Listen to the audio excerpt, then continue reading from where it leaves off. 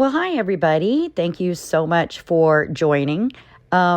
Today is June 26th, and I'm covering a case that I'm going to cover a little different than I did with Letitia Stout.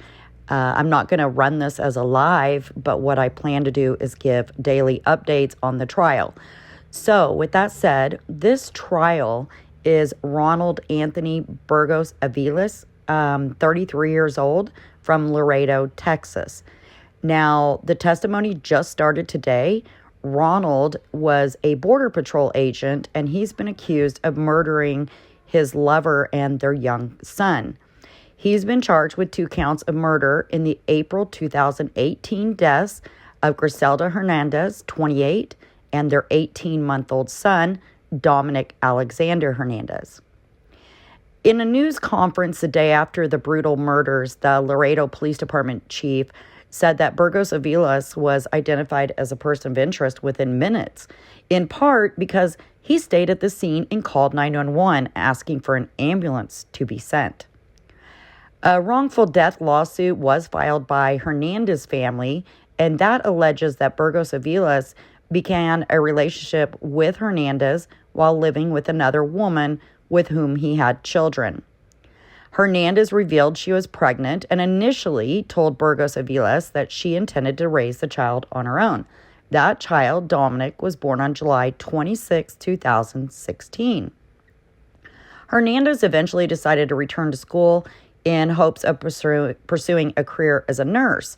And so she reached out to Burgos-Aviles in the spring of 2018 to ask for financial assistance for daycare and bills. The wrongful death lawsuit describes Burgos-Aviles' reaction as resistant and irate and says that he was concerned about the impact this would have on his other relationship and his job. Burgos-Aviles in 2018 was a 9-year veteran of the Border Patrol, and he served as a supervisor.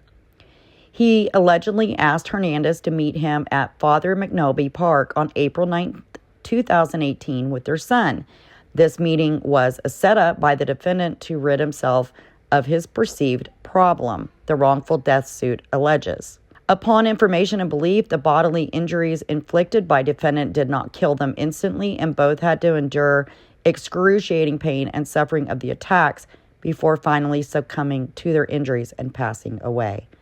Now, Hernandez and her son were both stabbed to death. There's 29 stab wounds total, 27 on Hernandez herself. Their bodies were found in a secluded wooded area with an empty stroller and their belongings scattered nearby. If convicted, Burgos-Aviles could face the death penalty. So this is the start of the trial, and let's listen to the prosecutor and the defense's opening statements. Send the ambulance. Can we get more information? Send an ambulance. You're going to hear when he calls it in. And you're going to hear and see from the people that come here, the witnesses, that this man was there when they arrived. Now, how did we get here?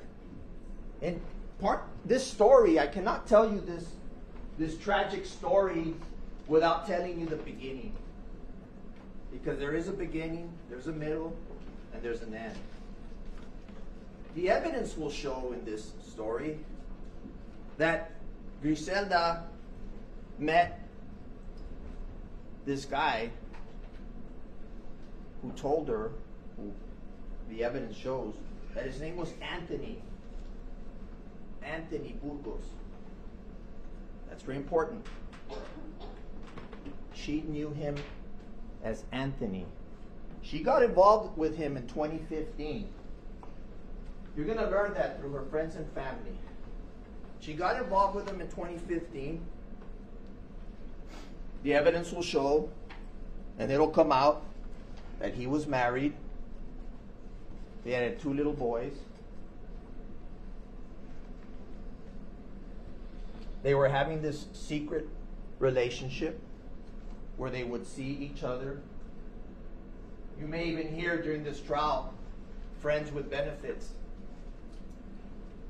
And that was their relationship.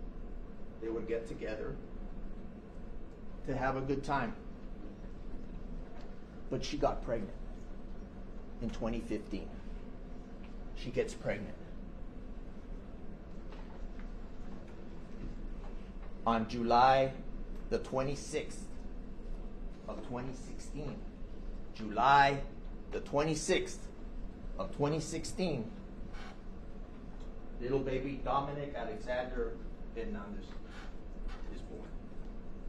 He's born. The evidence will show that all of the time that this little innocent baby was alive, he was being provided for by Grizelda and her family.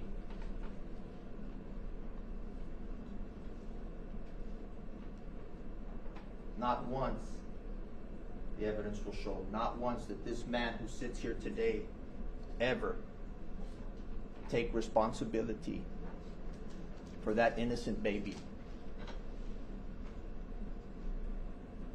But what do they say, right? Babies are expensive.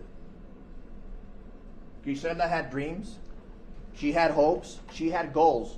You're going to learn that one of her dreams, one of her goals was to become a nurse like her older sister, Angelica. And we're going to bring you Angelica.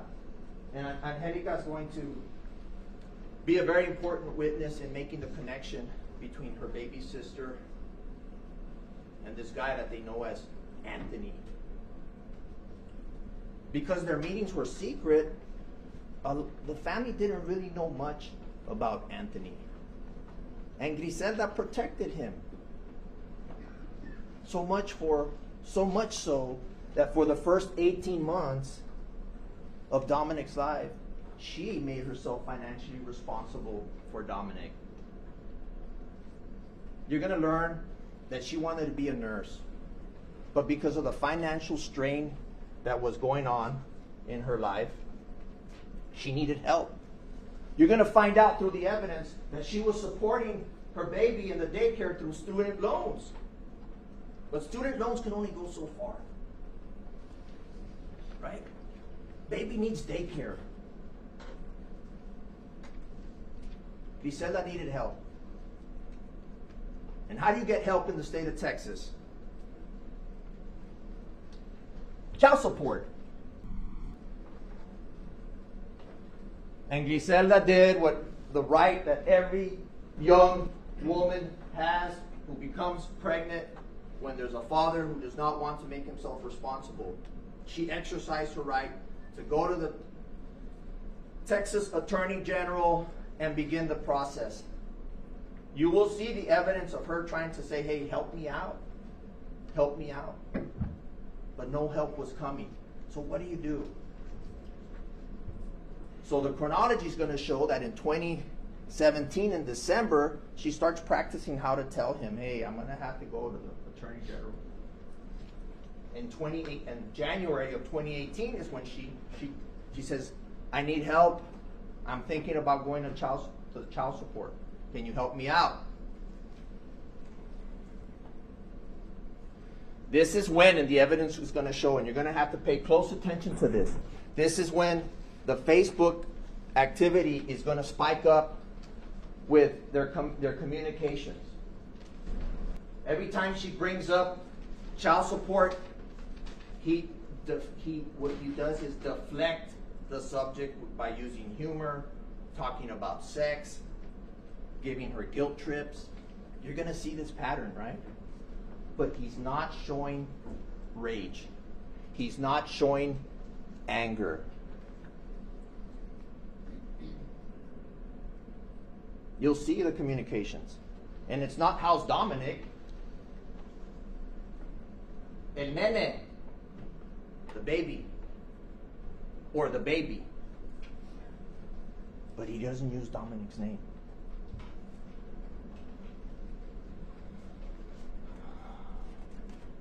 By March the 21st of 2018, by that time he's already been served. When you file a child support action in the state of Texas, one of the first steps is what's called a negotiation conference. A negotiation conference. And that's where the state of Texas will try to bring the father into a meeting to try to work out, hey, this is what the percentage is, this is what you're going to have to pay. By March the 21st, that was already set. You're going to see evidence that that train was moving. That legal proceeding had already started. And then something happens that had never happened before. Something happens. He says, I want to meet Dominic.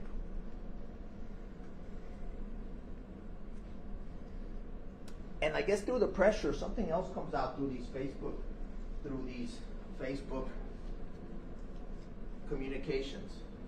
And there's a prediction. And you're going to see it. A prediction where he tells Grizelda, in a few weeks, I don't think you're going to want to be my friend.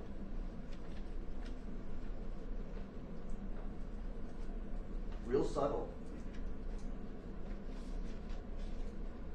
In a few weeks,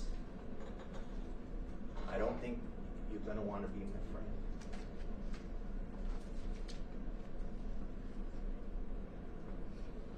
March 24th, I want to see you guys tomorrow. In the morning of March the 25th, this is a very important date, ladies and gentlemen. On March the 25th, approximately at around 9:49 a.m., she gets a text to meet him at Winfield Park, off of Del Mar and Winfield. There's a park as you go into this neighborhood. He selects the area. This is a big day because for the first time in baby Dominic's 18 months alive, he's going to meet his father. The evidence will show that she goes over there. She gets there. Burgos says he's going to be playing basketball, and he's there at the park. Sends her the instructions. She arrives.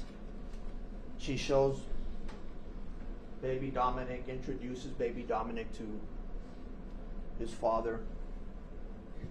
She has to go back to her vehicle to get some stuff.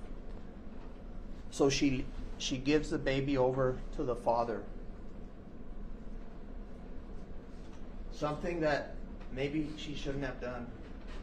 But she so badly wanted to trust this man. She hands over her innocent child to him. She goes to the truck or the car. When she comes back, baby Dominic is crying. Baby Dominic is in crisis. Something's going on with baby Dominic. She can't figure it out. It's so bad that she cancels the meeting. She takes the baby back and says, I got to get out of here. I got to go. You're going to hear evidence from Angelica Hernandez. And you're going to see the communications of saying something happened to Dominic. What? What happened to Dominic? I don't know. I think he got bit by something. They get over to Angelica's house, and the evidence will show that Angelica, being a registered nurse, they strip down the baby, starts to examine the baby, and they find a small wound on his thigh. On his thigh. Think about it. You take your child out to a park in April. It's warm. You're in the outdoors. What happened? It was probably a spider bite. It was probably a spider bite. Even at that moment, ladies and gentlemen, Grizelda, Angelica, still no indication that they were in danger. It'll be very important later on, and the evidence will show that that, in fact, was not a spider bite.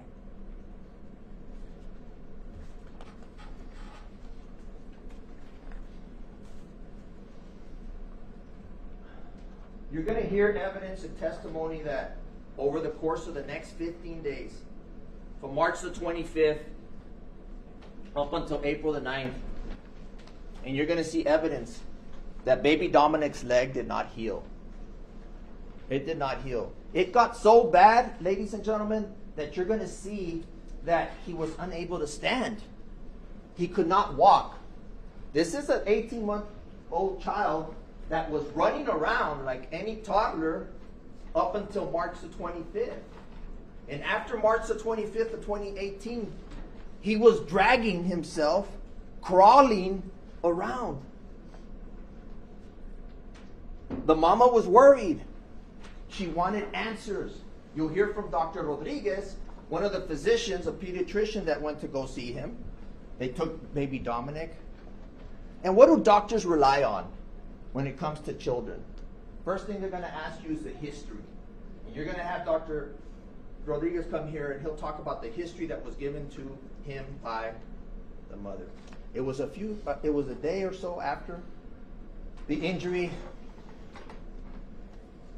There were some photos that were taken by Angelica at her house.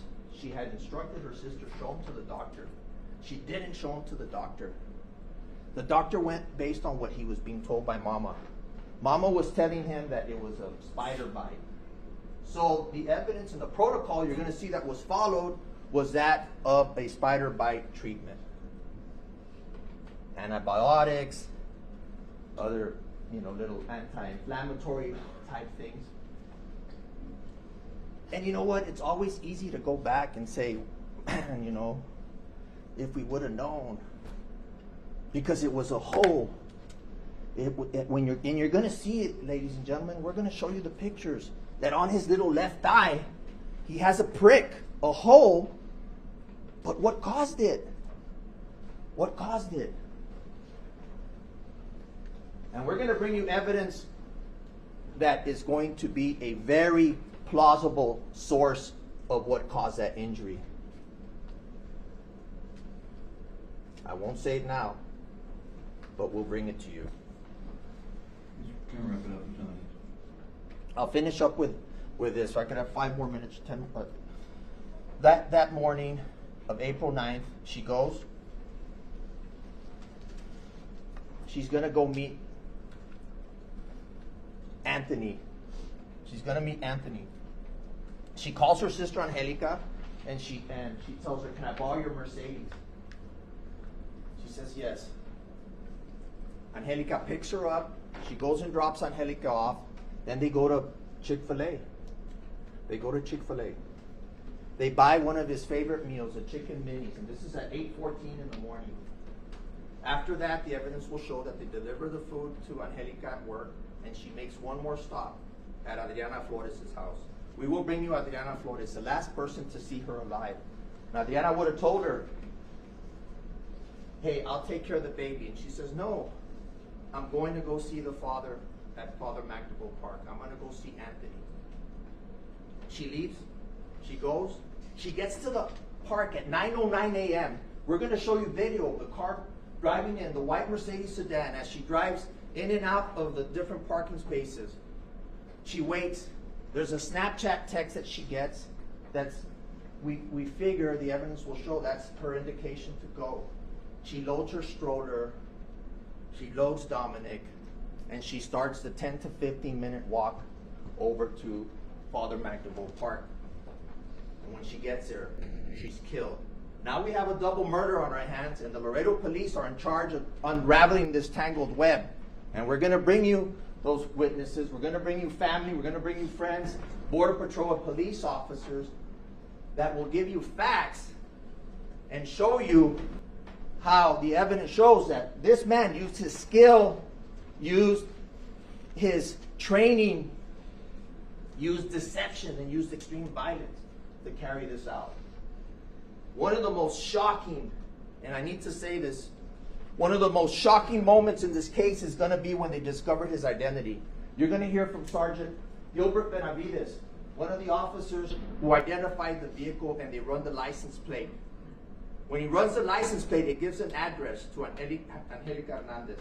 So he goes to Angelica Hernandez's house, makes contact and verifies. Angelica Hernandez is terrified. What happened to my sister? Can you tell me what she's doing? Yes. She went to the park to go meet Anthony. She went to the park to go meet Anthony. At this moment, and you're going to hear the live transmissions of Gilbert Benavides on Channel 3, where he says, subject, that's 82, which is dead, went to meet baby daddy or her ex, some guy named Anthony Burgos. Every cop that's on scene has a radio or a radio on his waist. That's broadcast. And guess who's standing around there at that time? That man right there. He hears it. He makes his way. The evidence will show. He takes a 10-minute walk to go back to Grizelda's car. And then you're going to hear, does anyone have visual on him? You'll hear lead detective, Raimundo Garcia. You'll hear his voice when he says, hey, that's the guy that found the body. That's the guy that found the body. Somebody get visual on him. And then Detective Ray will come and tell you he switches to a cell phone so that it's not broadcast. The killer is right there among the police officers in full uniform. Detective Reyes will come and tell you when they say Anthony Burgos, he sees Burgos and he says, hey, what's your name? And you know what the evidence is going to show? That he says, my name's Ronald. My name's Ronald. Deception. The name he gave Grizelda was Anthony. And I'm wrapping it up. Detective Reyes has enough already where he says, give me your full name. Ronald Anthony Burgos-Aviles. The officers figure out. One of the other officers there, Greg de la Cruz, I believe his name is, hey, get this guy's weapons up against the car. Take off your Sam Brown. Hey, what's going on? They disarm him. You'll hear when at that moment when they ask him, the hand gets close. It's a tense moment. You'll see Detective Rick Reyes, big guy, 2-3 times any of our size. Thank God he was there. And they get Burgos-Aviles and they put him in the unit. Super important. There's a camera in the unit. We will bring you the footage from that camera. And guess what? It has audio. When he gets in there, and you're going to hear him as he sits in the back seat and he's licking and wiping his arms.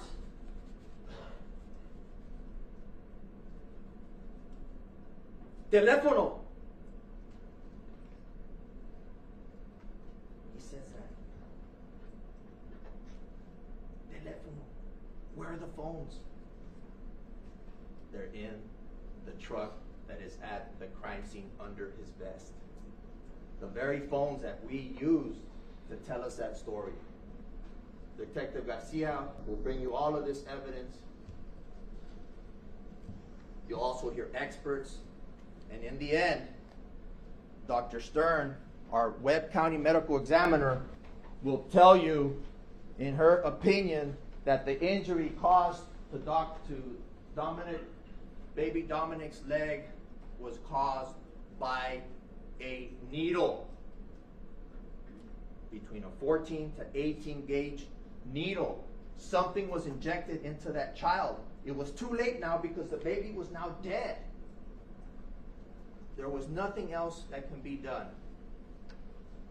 But Detective Garcia will tell you that in his personal truck,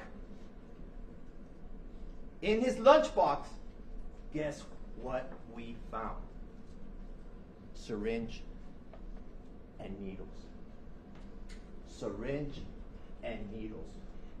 In the end, ladies and gentlemen, all of the facts, all of the evidence, all of the circumstantial evidence that you use every single day in your lives will show that this man used his skill, used his expertise, used his job, used his equipment, used extreme violence, and used deception to kill two innocent people.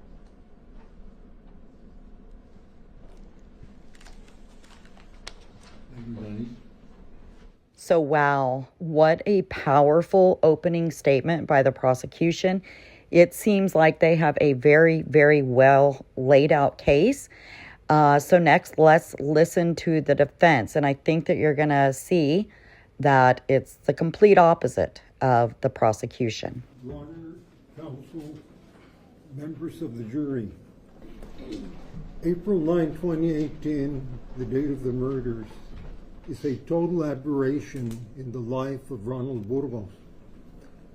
Prior to that date, Ronald was a Border Patrol agent supervisor.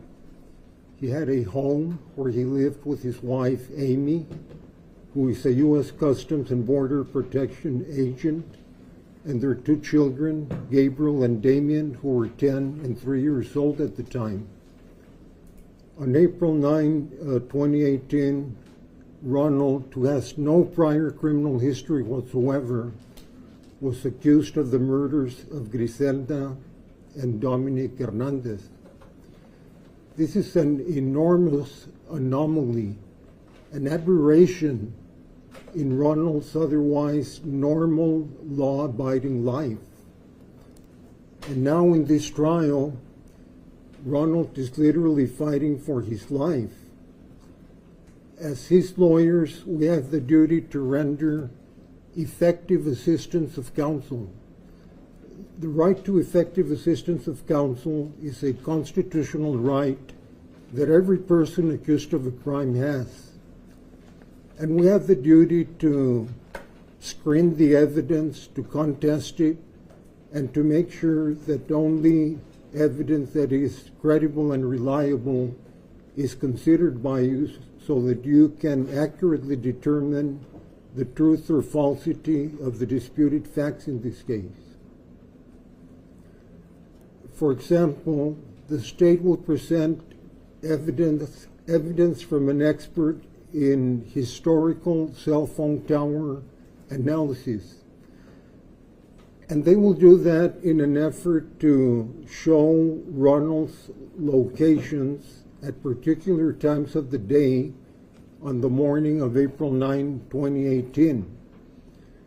We, on the other hand, will show that a person's physical location cannot be accurately determined using cell tower site analysis because the cell tower data on which the analysis relies are too imprecise to reach any reliable conclusions about a person's location at a particular time. If Ronald is convicted of capital murder, he will die in prison regardless of whether you impose the death penalty or not, because the only other available penalty is life in prison without the possibility of parole. So we urge you to weigh the evidence with extreme caution and to consider only evidence that you believe is credible and reliable. Thank you for your time and your attention. Thank you, Mr. Peña. So after listening to the defense, my guess is that most of you are going to agree with me that that was probably one of the worst openings ever in a death penalty case. So the first witness of the day is Angelica Hernandez, and she's an RN, and she's also the victim's sister. Now, she also goes by Angie, so that's what I'm going to call her. She testified that her sister had two children. The other, Jaden, was a 6-year-old at the time of her death. She said that Grizelda was a single mother and in her second year of college prereqs for nursing. Angie said that Dominic was a very active child. He had been walking until 2 weeks prior when his dad, Ronald, had hurt him. Now, she knew Anthony Burgos as the presumed father. Now, keep in mind that name, Anthony Burgos. All right. She said that the two, her sister and Anthony, had met online. Her sister had talked to her about trying to get child support from him because she needed some financial assistance for daycare while she was going to college. But in the state of Texas, in order to receive state assistance, you must also have an open child support case. So Angie told her sister that. At the time of her death, Grizelda had been living at her mother's home, and the family all assisted her financially, as well as just, helping her out as a family unit, helping her get to doctor's appointments and things like that. On March 25th, 2018, she spoke with her sister through text when Grizelda asked to borrow her car to meet Anthony. And Angie told her she didn't think it was a good idea because he had been so upset about the child support. But now all of a sudden, he wants to meet her. Grizelda assured her sister it was going to be at a public park, and so Angie finally conceded to letting her use it. She saw Grizelda around 2 p.m. that afternoon when she returned with Dominic. Dominic was crying, and Grizelda said that he had been really fussy since the park meeting. So Grizelda laid down on the couch with Dominic, and even after about 20 minutes, Angie could hear him still kind of moaning and saying owie over and over. So Angie picked him up and took off his clothes and laid him on the bed. And when she did, she saw a dot of blood on his thigh where one would put a shot. So she asked Grizelda if Dominic had recently had any shots, and she said Grizelda just got really wide open eyes, and she responded that no, she had not recently taken him for any shots. And then at that point, Grizelda started to panic. So Angie wiped the area where the blood had formed, and she said that the blood coming out was discolored. It was like black, not red. And so her first thought, was that he had received a shot. But then when she saw this black blood, she thought maybe, some kind of poisonous insect. She knew that the black blood meant poison. And so she knew it wasn't just like a regular bee sting or anything like that. So she asked her sister what had happened at the park, and did Grizelda leave Dominic alone with his dad at any time? And so Grizelda tells Angie that what happened when she went to her car. Angie then tells Grizelda that they need to take him to the ER immediately, and so they go. But before they left, Angie had taken pictures of the blood that had come out due to it being so abnormal. And so then the photos are then shown from the beginning of the incident and the progression of it over time. Now, during that time, after March 25th, she said that Dominic went from being a normal 18-month-old boy to not being able to walk anymore. My sister, shortly before she started driving home, she told me she was cutting the visit short because my nephew had become very angsty and was crying a lot, and he just wouldn't stay. So I told her okay that I would see her when she would get home. Okay, what happened? What, if anything, happened when you came in contact with her or with Dominic? So she comes home, she walks in the door, and as soon as I open the door for her, I see her with my nephew in her arms, and he's crying. As soon as I open the door, he's saying, owie, owie, where she's carrying him. So I'm thinking, something's wrong with him the way she's holding him. So I said, what's wrong with him? Why is he crying? And she just said, maybe he needs a nap. He's just been fuzzy since the park, and that's why I had to leave. So I said, okay, well, come on in and lay down in the sofa with him and see if he'll, go to sleep and he'll feel better. So she's like, okay. In my house, in the living room, it's always kind of, dim, so everybody falls asleep easily in the living room. So she takes him onto the sofa and she lays with him there. And maybe about 25 minutes later, I can still hear him moaning and just being uncomfortable. So at this point, I tell her, you know what? And I can hear him saying owie to her still. Owie, owie, mama, owie. So I tell her, bring Dominic to the room. Let me check him. So I grab him from her arms and I lay him down right on my bed. And I start checking him from head to toe. My mom, whenever my children, or when I'm the oldest from my brothers and sisters, whenever something was wrong with us, she'd always, lay us down and check us to make sure nothing was wrong with us. So I do the same thing. I start taking off his clothes pieces one by one, and when I put on his little shorts, he wears a diaper at this time. You know, he's a year and a half, so he wears a diaper. I pulled on his shorts, and then when I go to pull him down, you know, his legs look normal to me at first sight, and then I flip him this way to see his right thigh. It looks okay. His leg looks okay. But when I flip him to on his right side, that I see his left leg, I see a dot of blood on his thigh, right on his vastus lateralis, right on his thigh, where you would get like a shot when the babies get shots from the doctors. So as I'm checking him, I'm talking to my sister right next to me, and I'm asking her, "Have you taken him in for shots lately?" Because I noticed that as soon as I moved him and I went to check his leg, he starts, "Howie, Howie," like now he's crying. Now he's not just saying Howie, now he's crying. So I'm telling her, you know, "When did you take him for shots?" And she's like, I just see her eyes like wide open. She's like, "I haven't taken him for shots. I haven't taken him. He hasn't gotten any shots." Let me stop you right there.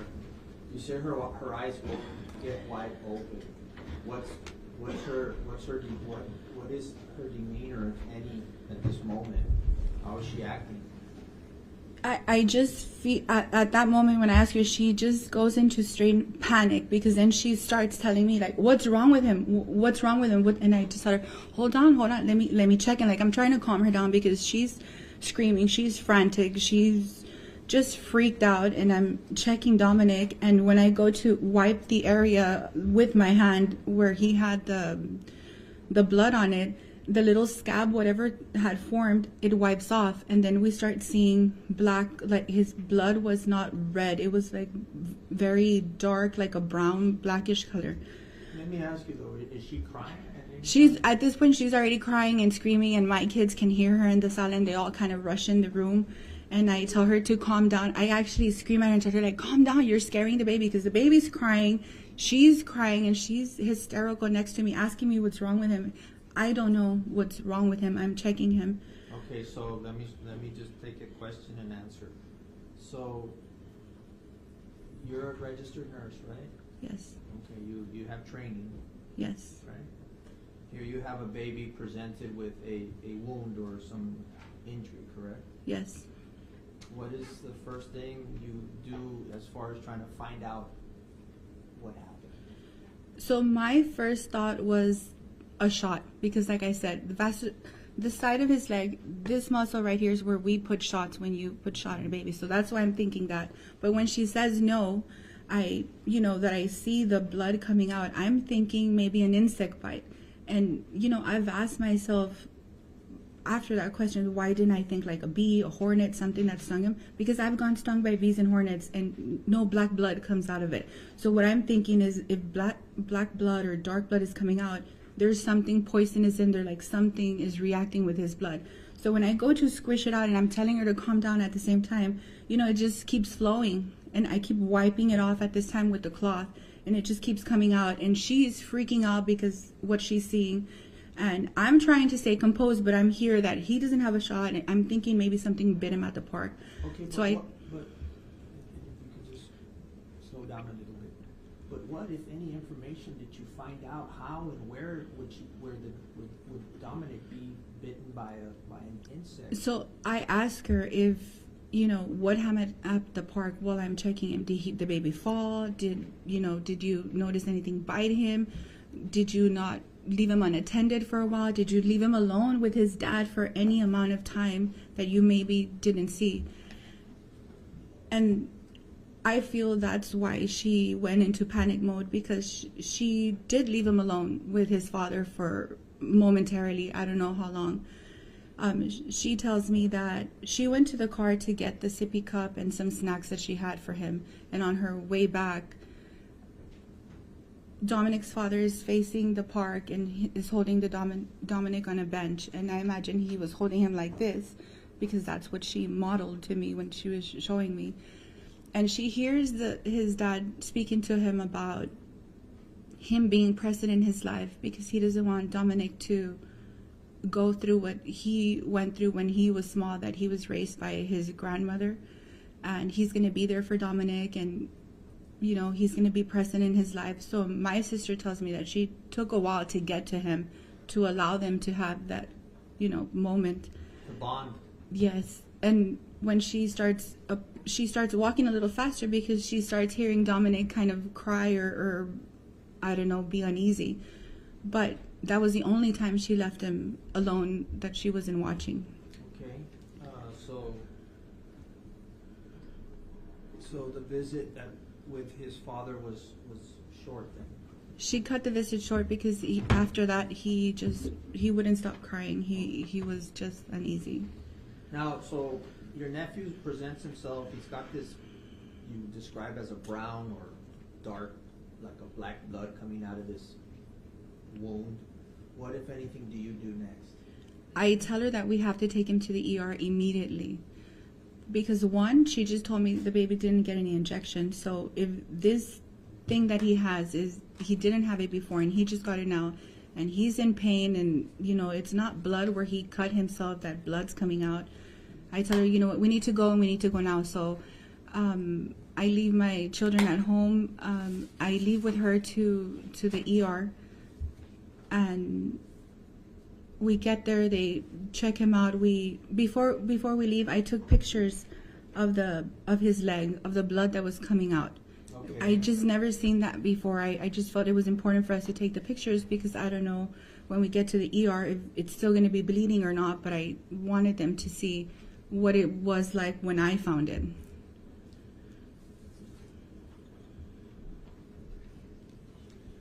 Okay. Can I approach her? You may. I'm going to show you what's been marked as States Exhibit 463, 464, and ask you if you recognize these photos. Yes. You can look at them both. Yes. Did you take those photos? Yes. I can get them back. These have already been admitted. Now, did you come across recently an additional photo that you tendered to the state? Yes. When was this? A Saturday afternoon.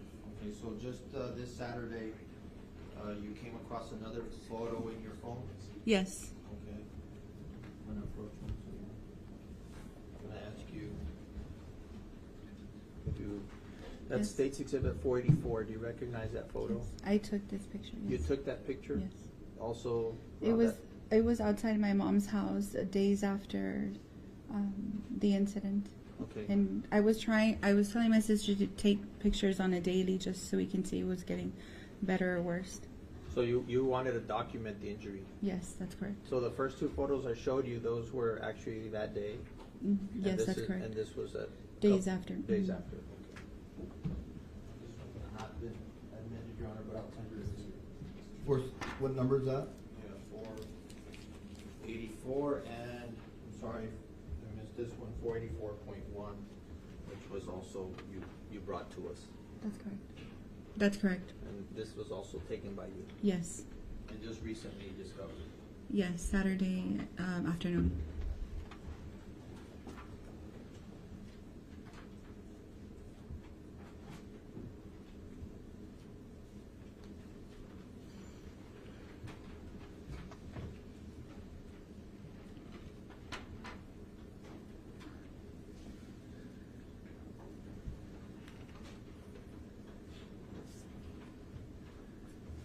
Any objection? Offering, I'm offering States Exhibit 484 and 484.1. admitted without objection. Thank you. I published on. You may. So, I'm first going to show you States Exhibit 463. You described earlier certain dark colored or black looking blood. Is that what you saw? That's correct.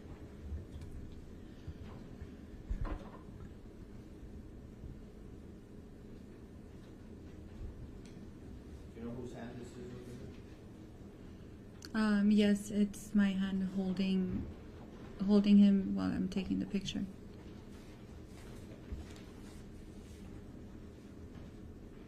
I'm also going to show you this 464. What are we looking at here? His left side, outer side of his thigh. where the puncture or injection wound was at. This states 484. Same side, left side of his thigh.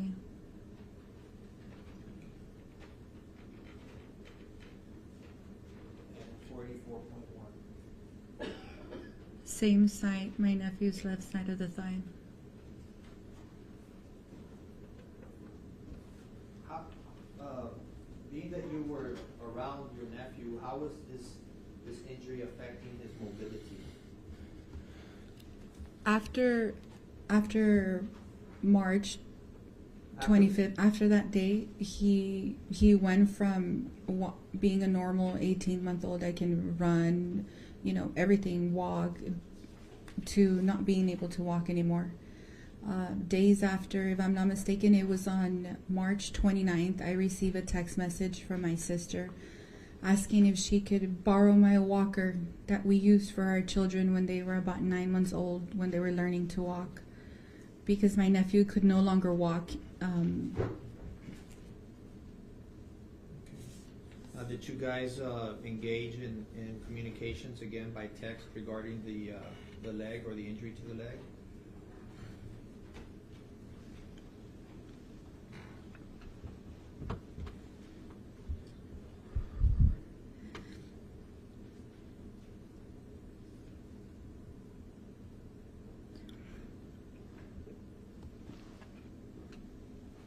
Yes, both by phone and text.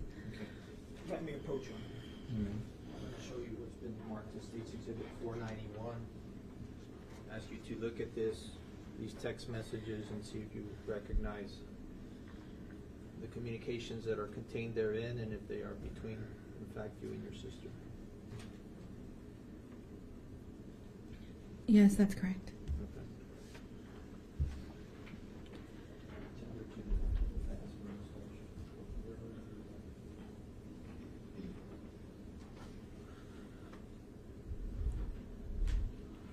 Any objection? Move to admit States Exhibit 491. All right, it'll be admitted without objection. And for the record, Your Honor, we also redacted any communications with persons outside. All right. Communication.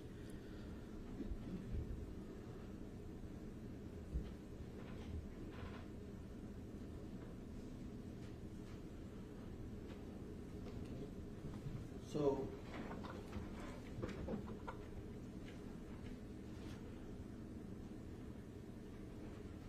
you see the date that's here? Yes. What is that date? March 26, 2018. Okay, so we're still at March 26, 2018. This is 14 days before Dominic death, correct? That's correct.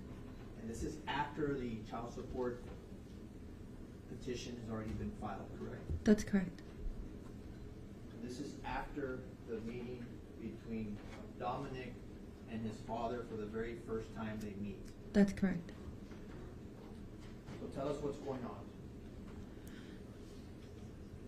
These are texts from my sister. She texts, "Hey, Dom's dad is asking if he can get necrosis. He's all worried." Okay, what is necrosis? So going back to the suspected insect bite, necrosis basically is when your skin starts deteriorating in the inside. I had sent her some information and we had spoken about if it was a poisonous spider or anything that had bitten him, there might be necrosis happening in the inside, since the top looked like if there was nothing but a little pinpoint. Let's talk a little bit about that. You're a nurse.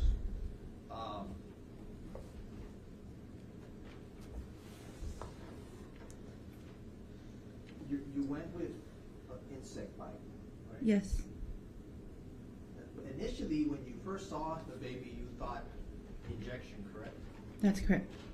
And what was the main reason why you went back to it being an insect bite?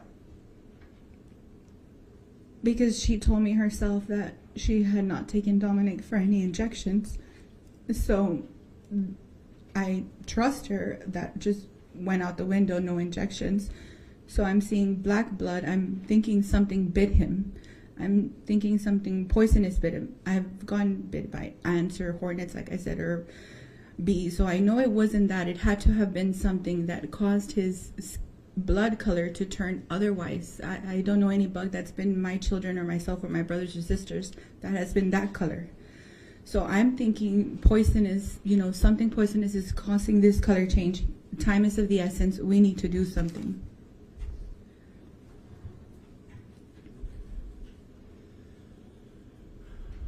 Now,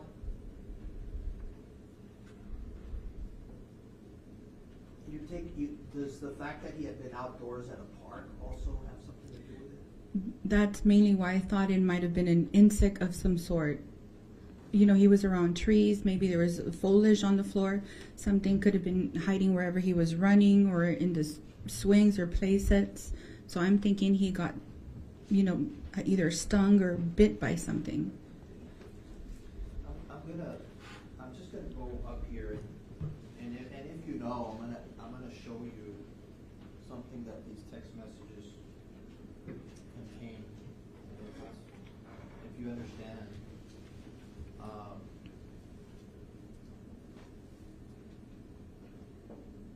Of course, we've had our meetings. You and I have met, and we met with the state prosecutors, correct? Yes, correct. And I know it's been a long time since this happened, right? Yes. Now, if you notice up here, it says, can you tell us what those 3 letters are? UTC? Yeah, UTC. And given, do you recall it being explained to you that you have to do a conversion as far as the time? Yes. And that it's 5 hours behind?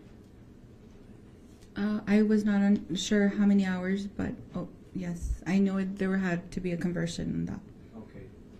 And we'll get into that later on, but for purposes of the questioning right now, you do see that it says UTC, and you remember us having a discussion that it's 5 hours behind. Okay, yes. So when it says 12:49 a.m., it actually would be on the 25th? Yes. Mm-hmm. So these... That's correct. Okay, so just for the jury's purposes, the conversations around the injury, they weren't on the 26th, they were on the date. Yes, that's correct. Okay, and thank you for clarifying that. So this is going on at night, I guess, right? After the hospital visit, once she got home with my mom.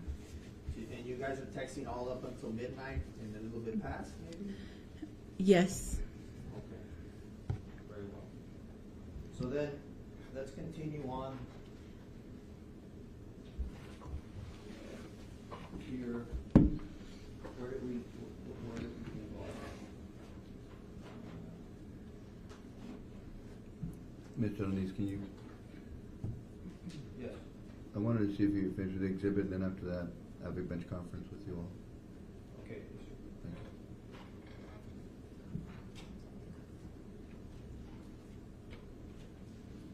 So where did you leave off? I'm sorry.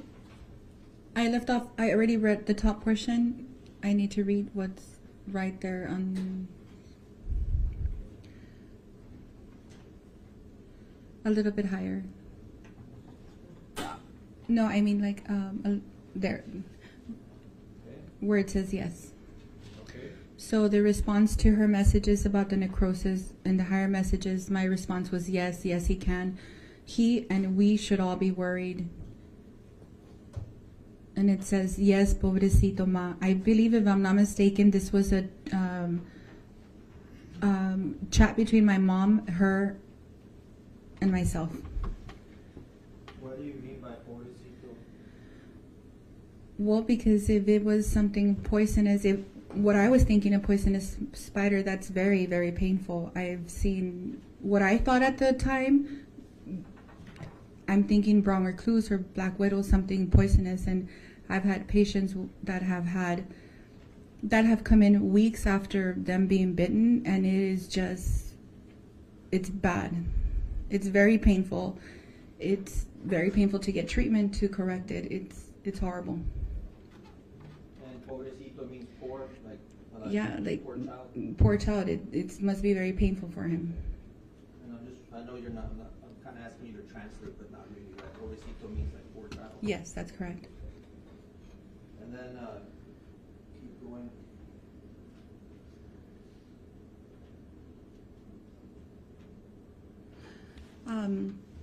So she messages me some emojis. We can't see him here, and then my response.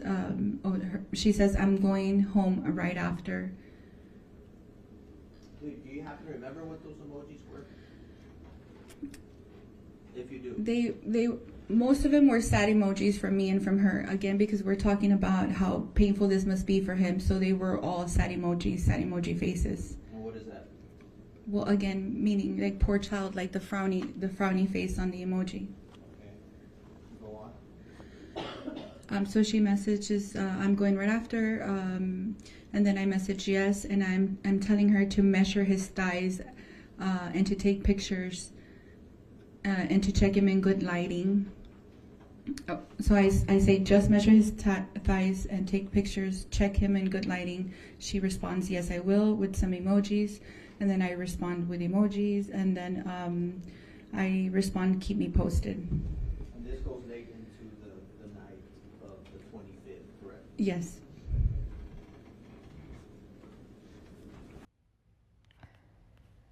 So, Ronald allegedly tried to poison Dominic 16 days before the murders occurred. Now, Grizelda's sister Angie goes on to explain this incident, the text between her and her sister, and the aftermath. Now, pay attention to the reactions of the defendant, Ronald Burgos-Aviles, and bless her sister. The testimony she gives is heartbreaking for her to relive.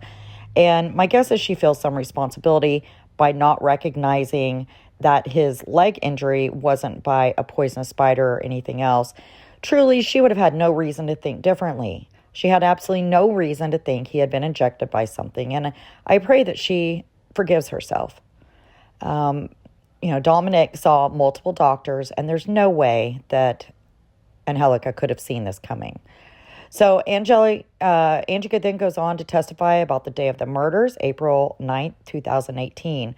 Her sister had plans to take Dominic to San Antonio to have him checked out further by pediatricians on Wednesday. Now, the 9th was a Monday. So the previous Saturday, the 7th, Grizelda had asked Angie if she could borrow her car to take Dominic to meet with his father for breakfast on Monday morning. And Angie agreed to let her borrow it. The park that Grizelda was meeting Ronald was only a few blocks from their home, and they had grown up playing there, so it was well known to them. She told her sister and her nephew goodbye and that she loved them. And that's the last time she saw either of them alive. At this point, it's important to remember the only name her sister and their family knew Ronald by was Anthony Burgos. After the visit, Grizelda was supposed to pick Angie up, but she never showed, and Angie said it was really very much unlike her, and so she started to worry. And then everything just kind of tumbled and started happening really quickly. She received a call from a detective asking if she was the owner of the car that they had found it abandoned at the park. He then told her he needed to speak to her in person. So she then tells the detective the car was not abandoned and that they need to look for her sister and her nephew. Later, when she found out they were deceased, she said she then knew Ronald had hurt the baby that 2 weeks earlier, and she recounted this to law enforcement and the coroner, begging them to look further into his leg injury. Now, let me warn you, the sister's testimony is really tough to listen to, as you truly feel her pain and watching her relive this. So let's watch and listen as she recounts the details of that horrific day. Angelica is a hero in my eyes, and I'm sure you all are going to feel the same way. 12785. Can you read what that says? Yes. Dom's dad is asking if he can get necrosis. Okay. Can you explain what necrosis is? So necrosis is, to my knowledge, to what I've been taught, is when your skin starts deteriorating. It can happen just at the surface or at a level beneath it. Basically, it starts dying. That's when your skin begins to die. Yes. Was there any necrosis visible to the upper layer of Dominic's skin? No, not at all.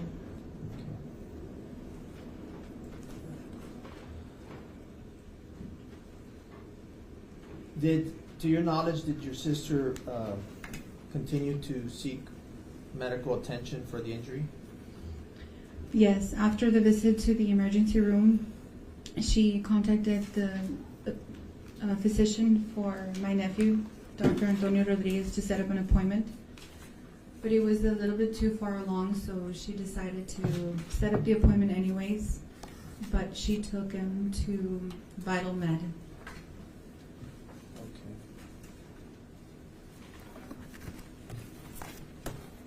Do you know also if she had gone to Doctor's Hospital?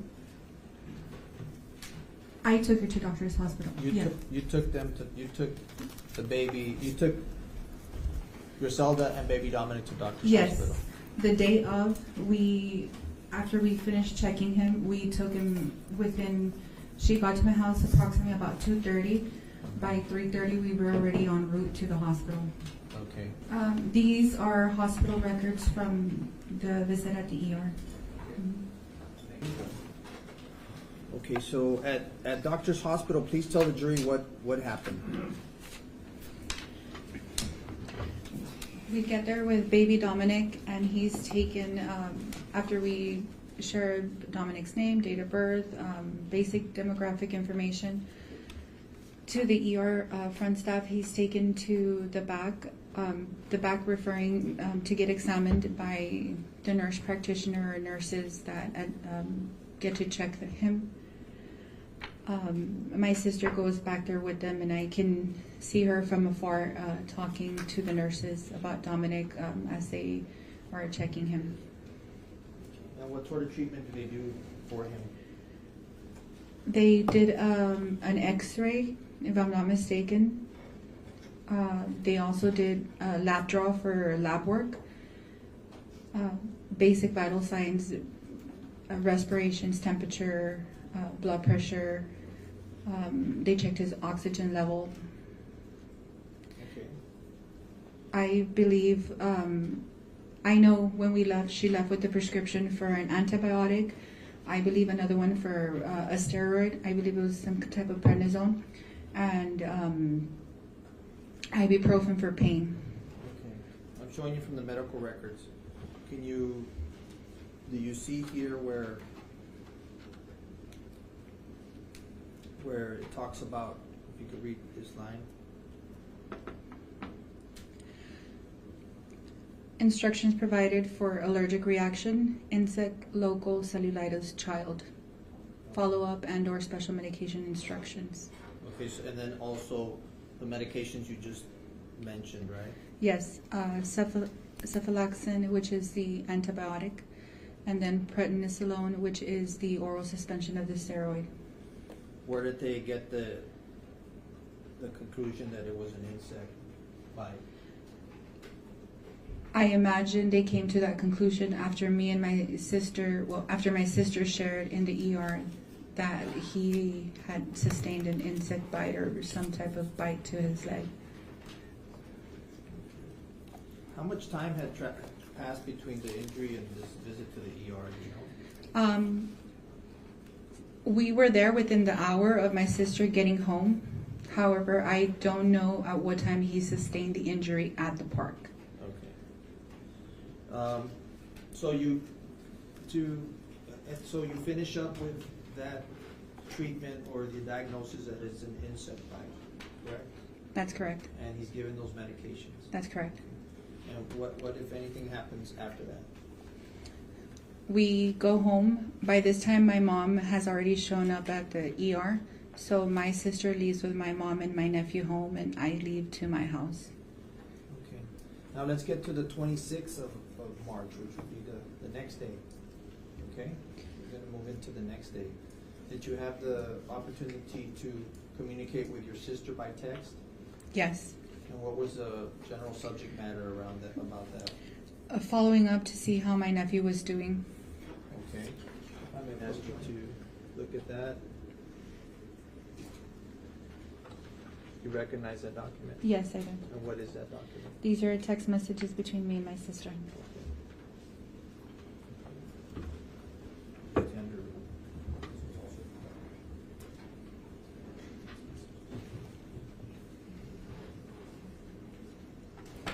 Now, up here on line 12828,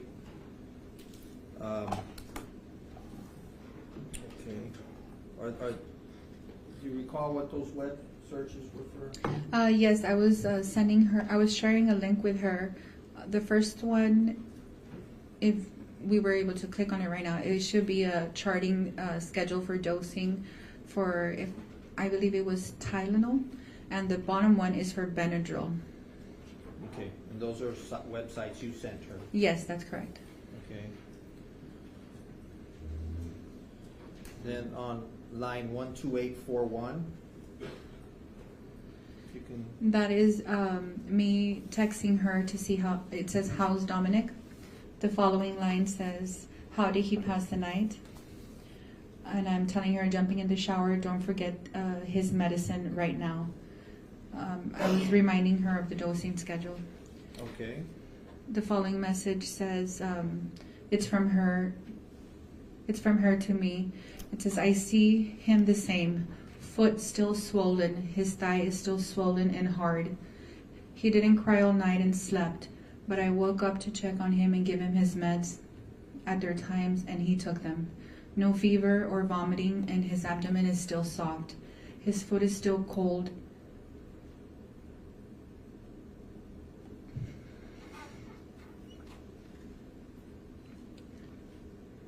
And the other one is hot. I'm taking him as soon as the doctor opens, taking him to LMC ER.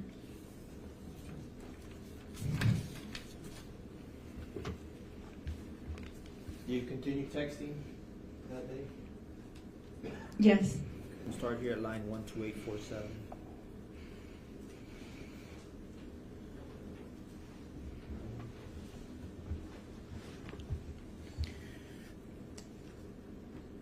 This is me texting her. Okay, yes, keep me posted. Keep up with the medicine schedule. She replies, yes, I am. I have the alarms for when I need to give them to him. I message you when I'm at the doctor's, and I respond, okay. Show him our pics, and that we suspect it to be a brown recluse or a black widow. Yes, I will send. Yes, I will. Send me the other ones you took besides the ones you sent. I have Mommy's phone and yours. My camera is broken, so they're too blurry. I only have those two, was my response to her. Okay, so here, your instructions to her were that for her to show the doctor The photos. the photos. Okay, you can continue here on 12859.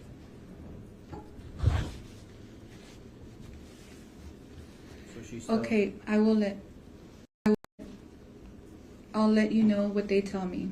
And I respond, okay. Okay. What's her mood at this time, her demeanor? How is she? I was not in front of her, but she was very concerned because when we checked his foot at my house before taking him to the ER, his foot was already feeling slightly colder than the other one, and you could see mottling on his lower part of his leg towards where his foot is. You could already see some color changes. And I imagine by this time, I didn't have Dominic in front of me, but I imagine by this time when she says that his leg is still cold, it might have been slightly colder than what I had felt the day before. So even after doctor's hospital, she's telling you the next day she's going to, or she's telling you she's going to go to LMC now, or she's going to go see a doctor, so she's still scared about what's happening. Yes. Okay. And then on 12871.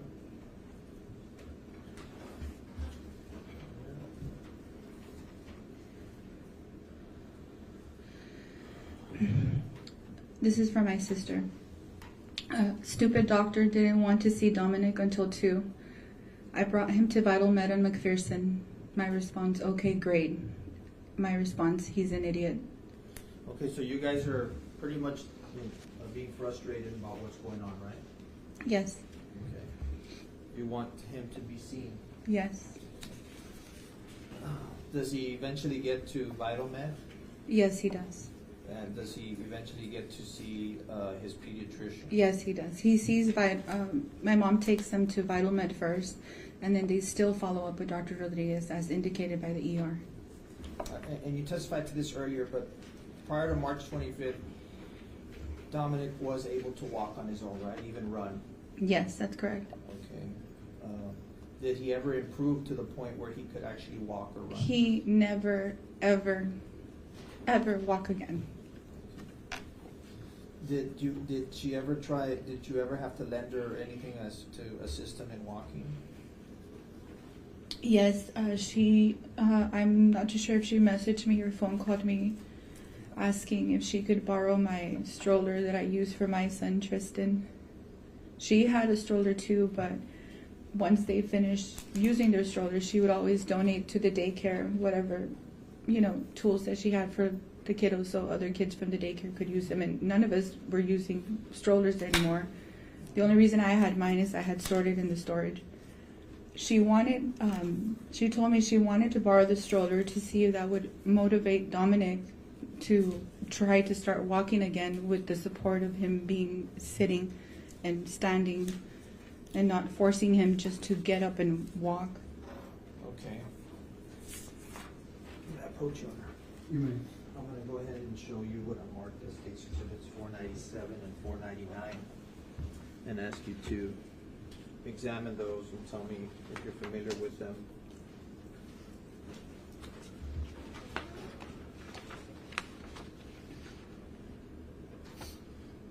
Yes. Yes. Okay, that's on 497 and then 499. Yes.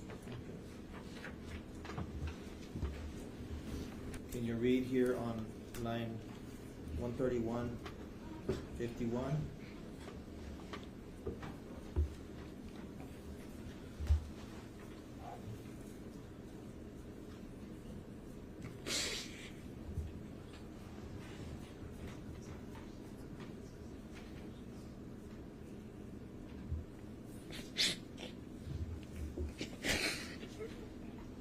Take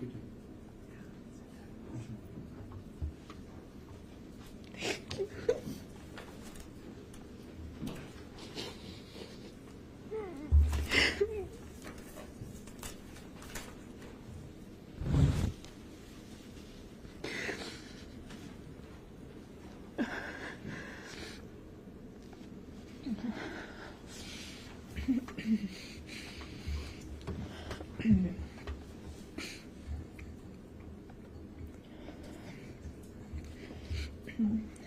Hey, do you think I can borrow Tristan's walker later on for Dominic? My response, yes, of course. Thanks. Let me know when I can go for it.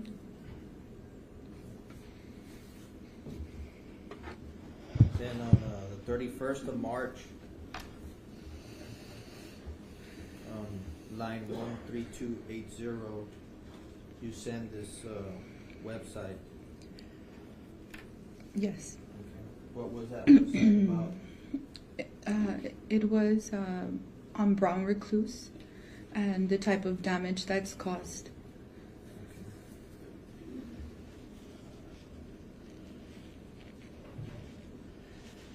I'm showing you this dangerous spider bites guide. Is this what you were referring to? Yes, that's correct.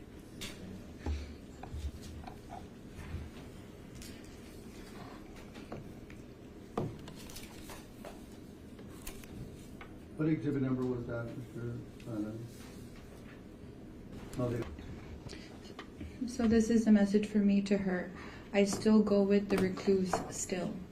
I think we just drained real good. I don't know. Hard to tell.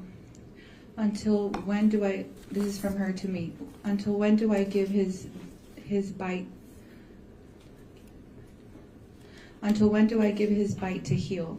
Referring to how much time does she give it to heal? Should I take him to San Antonio after all, or what? Or wait? Or what should I do? So my response, I think you should watch how ambulatory he is. When you say ambulatory, what does that mean? How much he moves around? Yes, because he wasn't able to walk anymore. He would get to places by crawling and dragging his little leg. He dragged himself with his front arms. He would, like if you see a baby crawl and they don't use one leg and they drag the leg, that's how he would get around.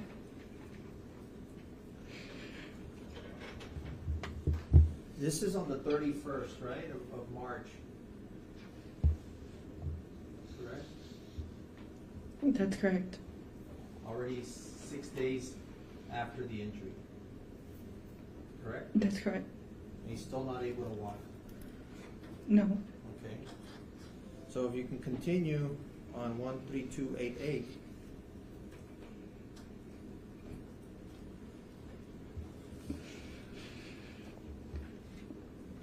He doesn't want to walk. He just crawls. And if he tries, he cries. I don't know if it's the swelling of his muscle is why he can't stand. My reply, probably. Probably meaning Likely. probably. Probably yes. Okay. Then? So she goes on to text me, Mommy told Alice and Theo Felix. Theo Felix said that he has seen this before and to give it time. That it's the muscle. But I'm like, and then there's a bunch of emojis. Do you remember what those emojis were? If you do. I think those were crying emojis. Okay. Next. I just don't want it to get worse. And then no, I could have prevented everything from the start. My response, I'm mostly concerned with the tissue destruction, but it doesn't look like that's happening.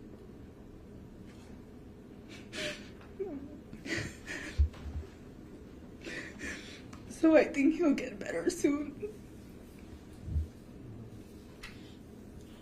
At this point, in your mindset, the idea of a needle puncture, that never enters your mind. Is that true? Not at this point anymore, because she had confirmed that she hadn't taken him for any injections. So I'm no longer thinking that. So you had no reason to believe anybody Not at all. would inject that baby, right? Not at all. Okay.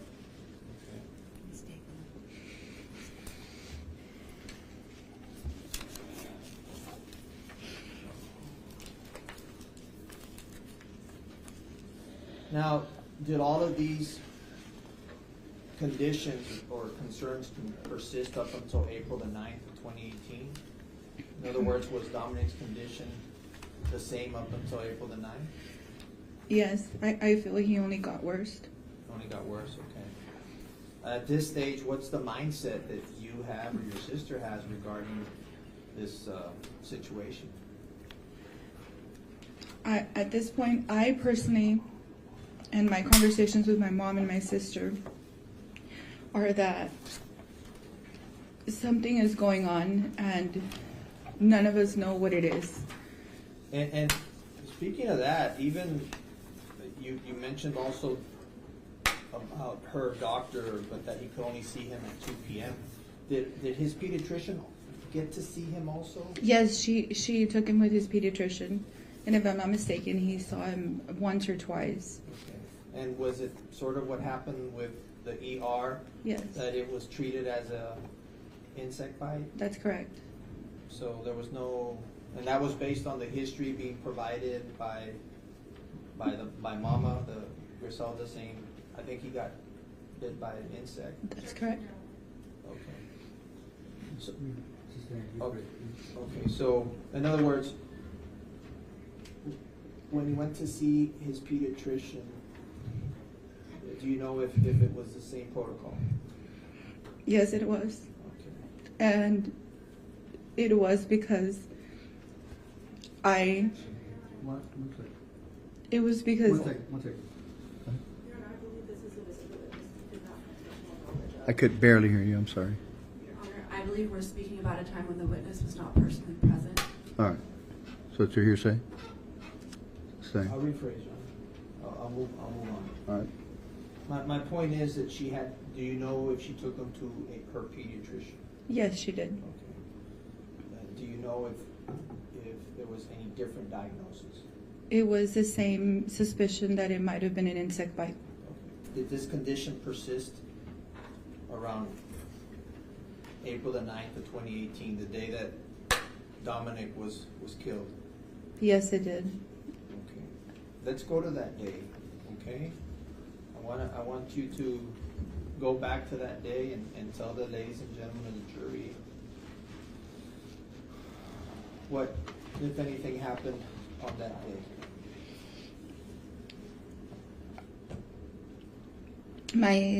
The day before. Could you try and go in a question and answer basis as opposed to what the entire day looked like for her? Okay, let's start at the beginning of April the 9th.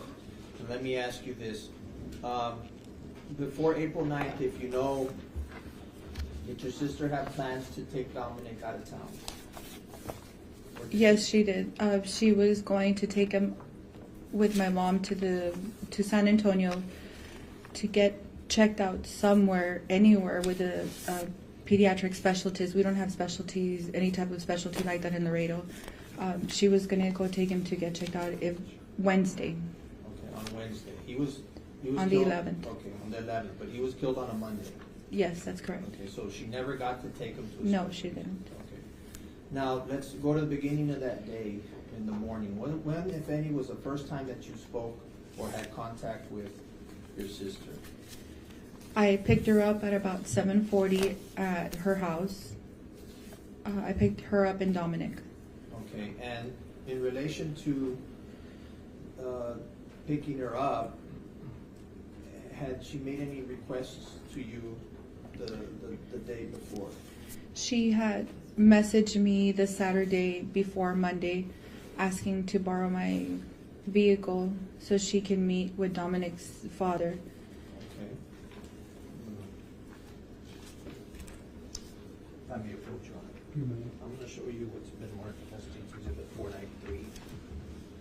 And ask you to look at the documents.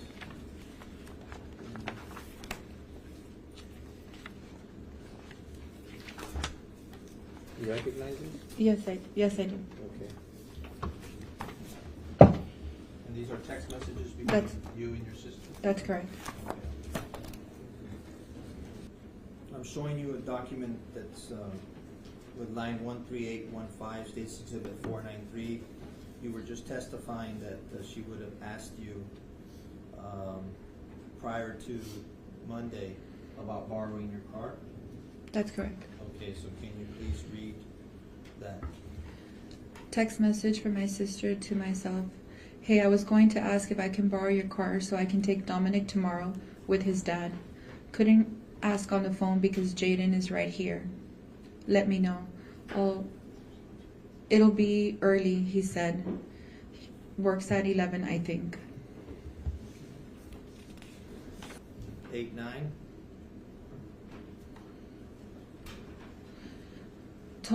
Totally forgot Jaden was right here hearing.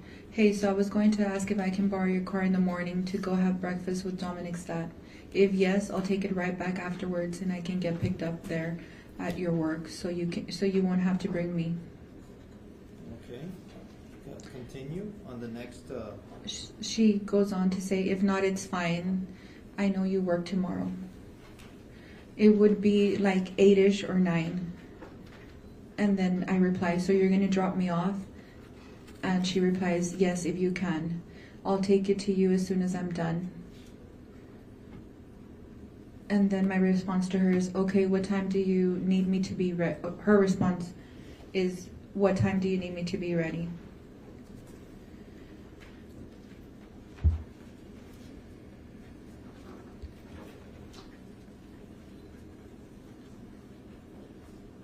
I think we missed some on the right there. I tell her at 7:30, and she responds, "Okay, I'll be ready by then." Okay, so does that in fact come to be? Yes.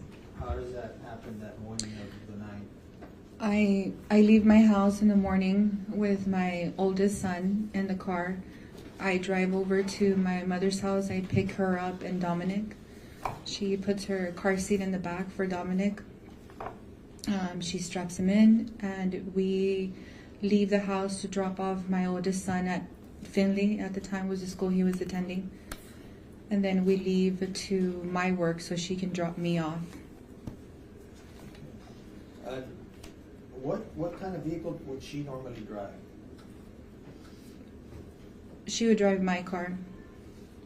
But when she wasn't driving your car, Oh, she would drive my mother's truck. do you remember what kind of truck that is? It was a blue Expedition, Blue Explorer. Well, it's an Explorer, like an SUV. Yes, that's correct. Okay, but what's the reason about your car? She liked your car? Well, no, my mom was having issues with her truck. It would have issues starting up. So your car was more reliable. That's correct. Okay. And what kind of car did you have? And not only that, my mom used her car also for work, and she didn't know at times what time she needed to step out to the bank or anything if she needed to leave. So my car, I go to work, I leave my car there, and I use the company car to do my visits for my patients. So my car would literally just be sitting there. Okay. So you all would help Grizelda out with lending her the car, whether it be your mom or yourself? That's correct. Find me a picture. Right. I'm going to show you the mark spaces over 107, 108, 109, and 113.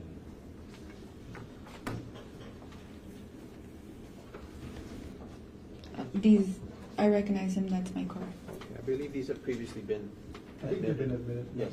This is the car that she would have been driving on the 9th? That's correct.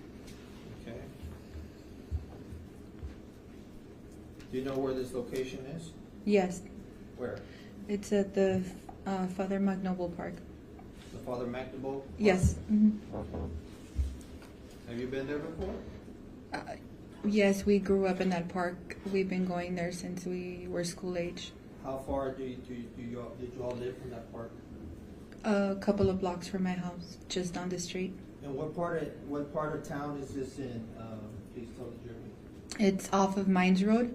The first subdivision, it used to be called back in the day Delwood. It was the first subdivision. You head on Bristol all the way down and you hit the park. It's actually a big complex, correct? Yes, it's grown very much since we moved there when I was about 11. So it's grown to soccer field, baseball field, a trail to bike and run in. All right. You recognize this photo? Yes, What do we see in here? Dominic's car seat in the back of my car. Did you already have that in there, or was it placed by? No, she placed it the morning that she used the vehicle. Okay. So how did you facilitate that morning, giving her your car? Like, how did you do it? You said you were going to go by early in the morning? I went to pick her up after leaving my home with my son. I picked her up. She put her car seat in the car. She got in the car. She strapped in Dominic. We left to drop off my son at his elementary school, and we left to my work. We get to my work. I get off. I asked her if she could bring me breakfast, so she went to Chick-fil-A, which was the nearest closest restaurant, to get me breakfast. She comes back, brings me my food, and I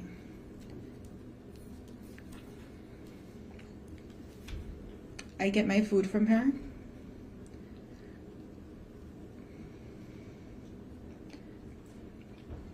I look to the back seat and my nephew's sitting in his car seat. What's he doing? he's eating some chicken minis from Chick-fil-A, and he turns around and looks at me, and I just blow him a kiss from afar, and I tell him goodbye, that I'll see him soon, and that I love him. And I tell my sister goodbye.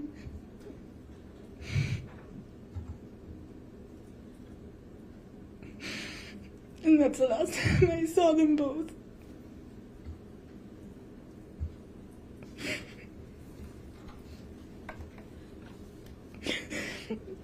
You know where your sister was going?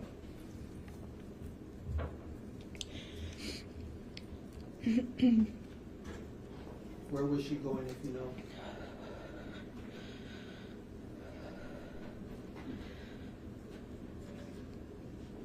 She was heading home to change because they were going to head to the Father McNoby Park to meet Dominic's father.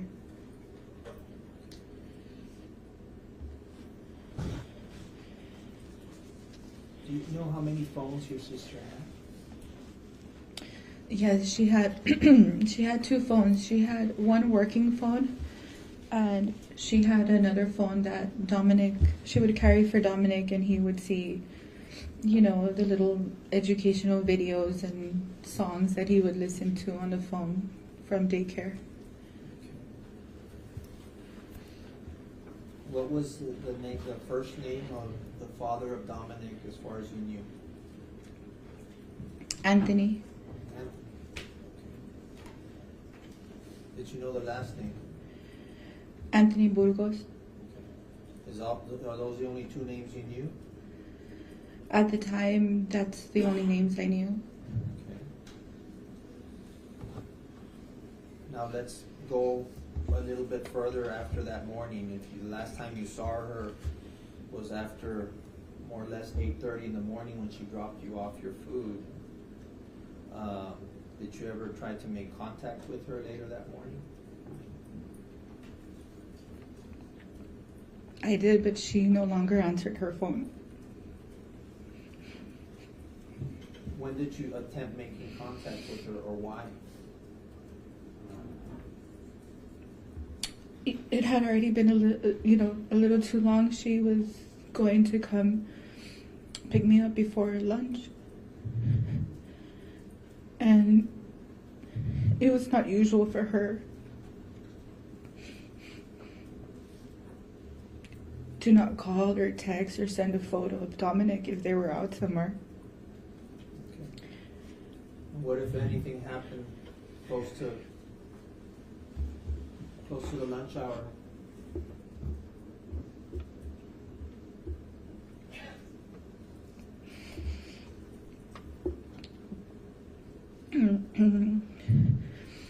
Several things happened simultaneously. So I have my phone, and I get alerts from Vivint if there's ever anybody detected in your camera, or if anybody rings your doorbell.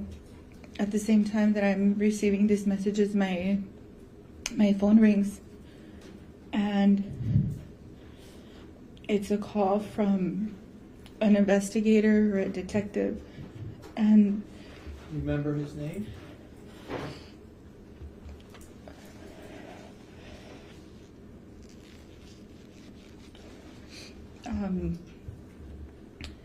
Rodriguez or Ramirez. Benavides? Or There was two officers. I think one of them was in a suit, and one of them was more casual with jeans and a polo shirt. Okay. And he was wearing a homicide lanyard. Would that be Gilbert Benavides? That's correct. Okay. How do you know he was wearing a homicide lanyard? Did you see him in person, or did you see him on your Vivint, or how did you? I saw him in person when I got home. Oh, so you went home. He called me over the phone, and they told me if I was the owner of he described my Mercedes, and I told him that yes. He told me that he had found my car abandoned at the Father McNoble Park. And I told him that it wasn't abandoned. I told him that my sister was with my nephew in the car, that my sister was there. And he asked me who my sister was, and I told him her name, and he told me he needed to speak to me. And I told him that what was wrong, if he could tell me. And he didn't say anymore. He said that I needed to come in person or he can come to me. And I told him I could go home, that it was not a problem. How did you get home? When I'm on the phone with him, my line is ringing. My husband's already calling me. And I hang up the phone with him. I switch over the line. And I tell my husband to come pick me up. And he tells me I'm already on my way. Everything was happening so quickly because he also gets the alerts from Vivint. So while I'm talking on the phone, I imagine he was able to see the video closer and see who was at the house by looking at their uniforms. So he tells me he's on his way to pick me up. He picks me up at work. And he takes me to the house. What happens when you get home? We get there within about 5 minutes, and he pulls up to the driveway, and I automatically jump out of the truck and run toward where the officers are at, and I tell them where my sister's at. And they tell me to calm down and to relax, and that why am I asking about my sister? And I tell them that if they have my car, my sister is there. Because my sister and my nephew were with my car. So I need them to look for my sister. I need them to look for my nephew.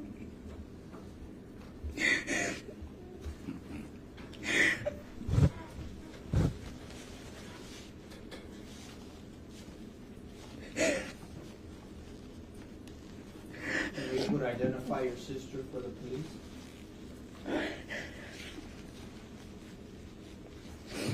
I'm sorry? Were you able to identify your sister, give them her name and description? Yes, he asked me for my sister's name.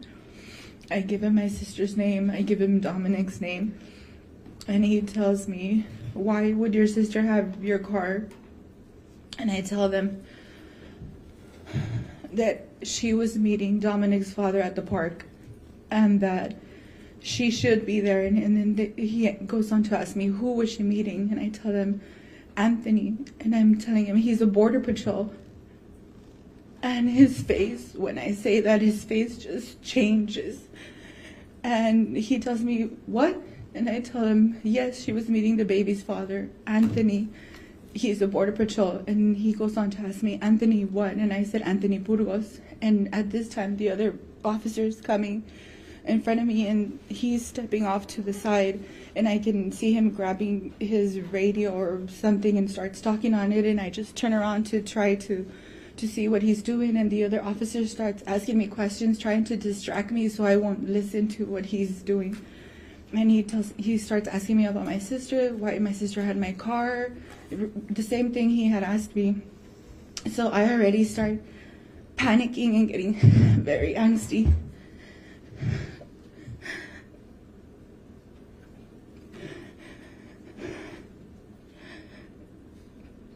How do you come to find out what happened to your sister?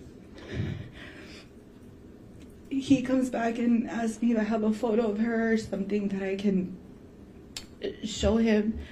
And I show him the photos, and he still doesn't tell me anything. They keep telling me is that they're looking, that they keep looking, and that they're looking for her, but that they don't find them anywhere near the car.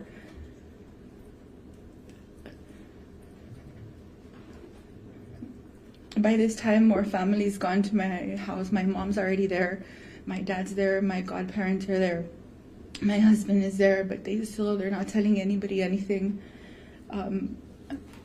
I steal my husband's keys and I go in his truck to the park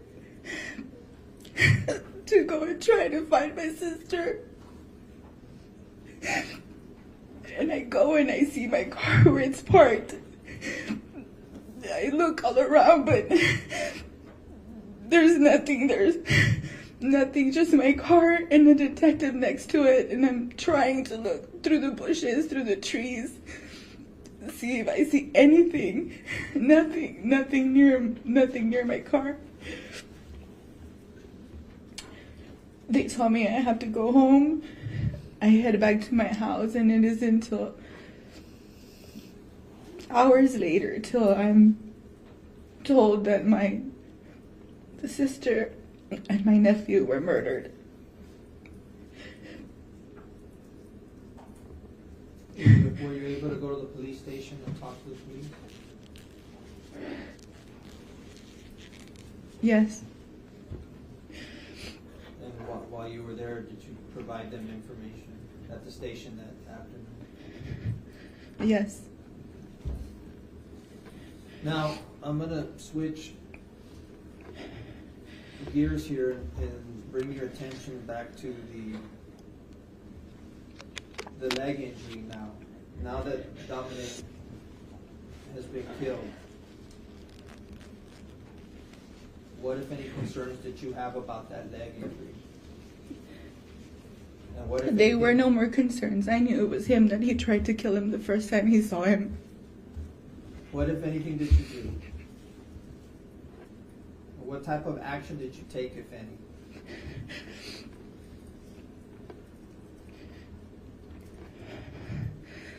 I told the officers that prior to Dominic's murder, he had been hurt, and we all suspected it was an insect bite, but that they needed to look into it because I was highly suspicious, if not certain, that it was his father that had tried to kill him at the park the first time on their meeting.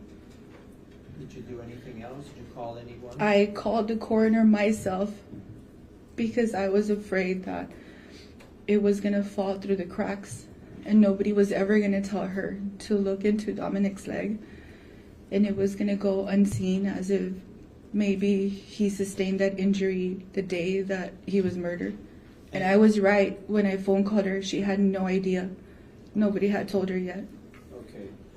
And when you say her, who is her? Who is she? Dr. Stern, the coroner. Is Dr. Corinne Stern? That's correct.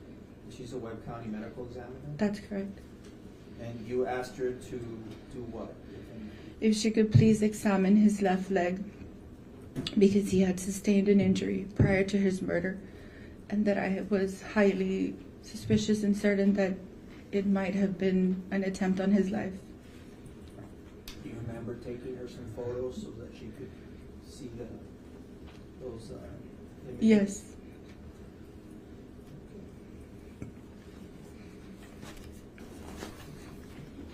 And we've seen some of those photos already, and were you able to show Dr. Stern those photos so she could look at the leg? Yes, but it was at a later time when she had already done all her examination. Okay, and but do you know if she did in fact re-examine the leg? She did. She told me herself that she would be excising a good amount for future testing to find out exactly what was going on with his leg. Okay. Now, keeping in mind, this is in reference to the injury that he would have received 15 days before, correct? That's correct. So this is already more than 2 weeks prior. You're asking her to look at the injury to his leg, correct? That's correct. At this point in time, was there still nothing on the surface visible as far as necrosis? Nothing but a pinpoint and about 2.5 cms of bruising all around. What appeared to be bruising. Okay. I'm gonna, if I can approach you, almost done. May. I'm gonna show you what's marked as Exhibit 498 and ask you if you recognize this document. Let me take it out. No, it's just one. Okay, it's just one. Yes, it's a message from my sister. The message between you and your sister? That's correct. Okay. Just show this to me. Yes. Read it for us.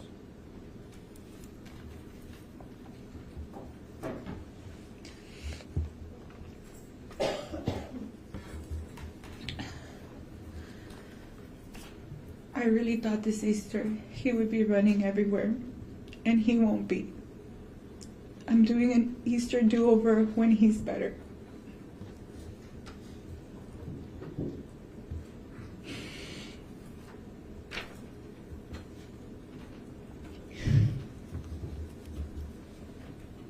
Remember her sending you that picture with this text?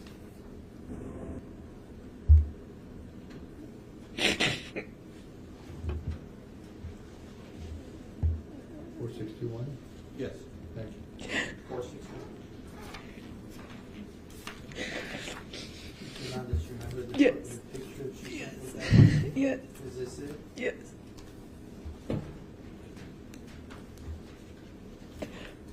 Easter, was that gonna be that week? April? First week in April? Yes.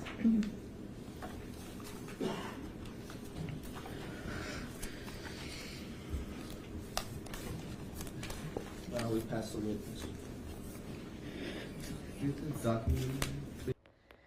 Wow. So heartbreaking testimony from the sister Angelica.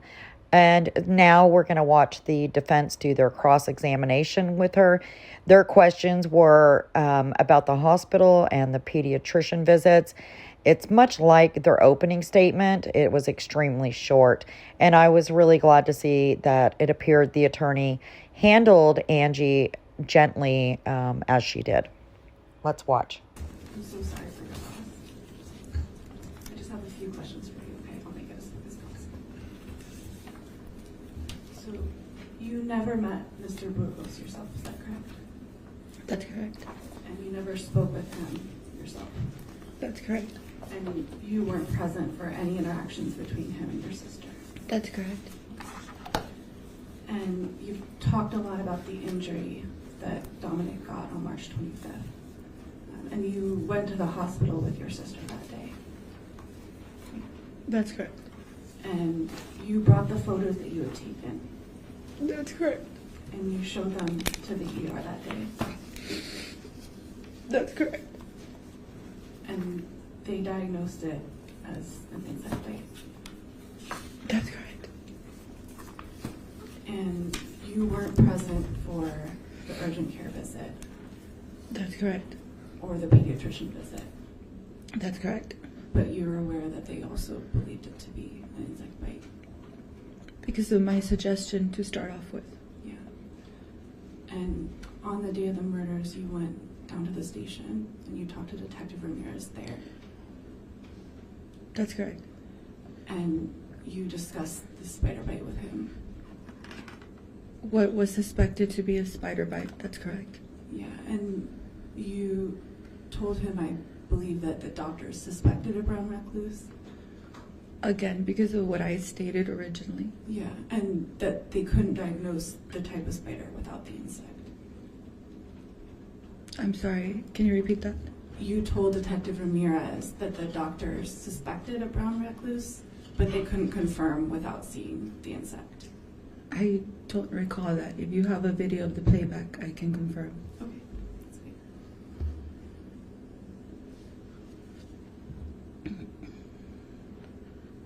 Your Honor, I have no further questions. Thank you. Thank you. Mr. Hernandez, you may step down now. Thank you. Be careful.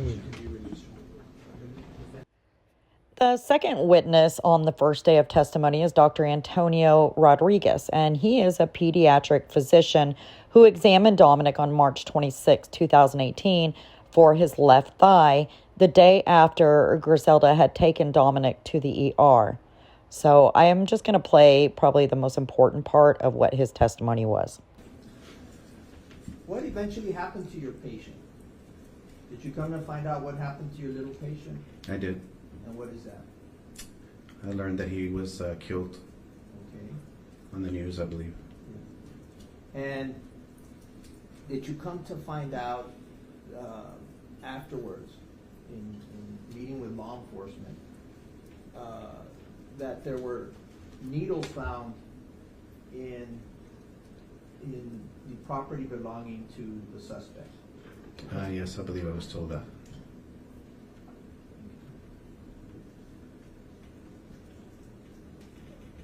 Knowing what you learned after the fact, the information that law enforcement provided to you after the needles, does that change the working diagnosis that you're dealing with? It changed it and it broadened it, of course. It what? Broadens it. It makes me think of other things besides a cellulitis or an insect bite. What does it make you think about? It makes me think of trauma. That maybe something broke the skin? Yes. Something punctured that skin? Yes. Something other than a spider bite? Correct. No further questions. Just a few questions, if I may, Ronald.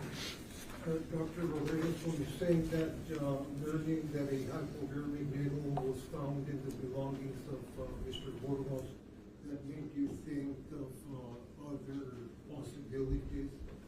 That's not a conclusion that you reach, is it? It's just something else that you consider. Correct. No further questions.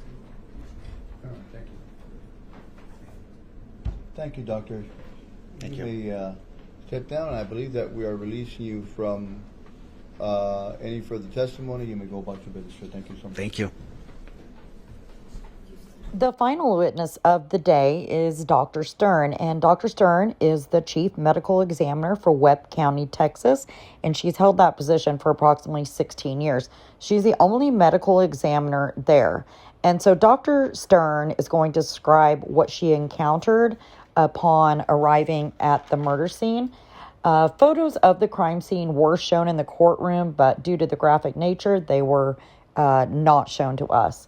Dr. Stern does describe the photos that are shown as well as the injuries, and the details are disturbing. Grizelda's sister is still in the courtroom during this testimony, and beware, she does become very emotional, and very understandably at that.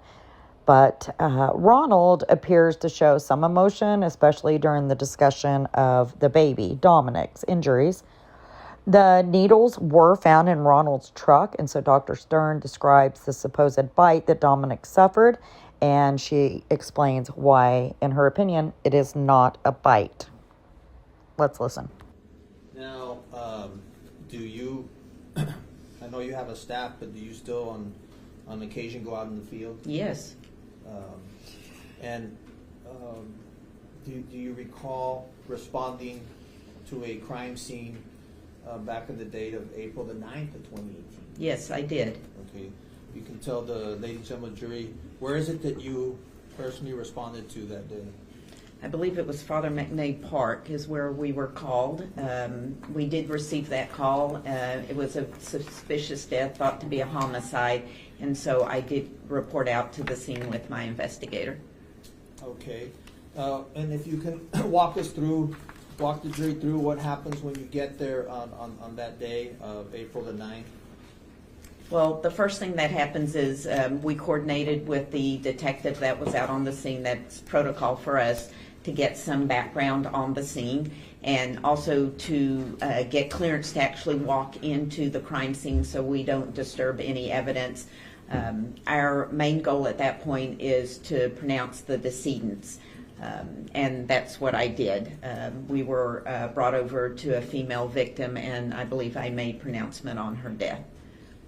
Okay. Do you remember the location in Father McNaid Park? Was it? It was not in a. She was in an open area, maybe on the side of a road or a trail, from what I just remember of that day, and she was just lying out in the open. Okay. Do you remember her position? How she was? I believe she was prone, which means face down. I believe that is how she was found. And what are some of the first things you do when you see her? So I make pronouncement, and then we always get permission from the law enforcement there if it's okay to move her, and they did need to take some photographs. So we did move her into different positions so they could photograph both her front and her back. Okay, and are you equipped with a camera, your office? Oh yes, we take all our own photographs as well. That's correct. Okay. Were you able to identify the female in this case? I don't recall off the top of my head whether she had already been identified. By the time we did send her for autopsy, she had been identified, but I just can't recall at the scene.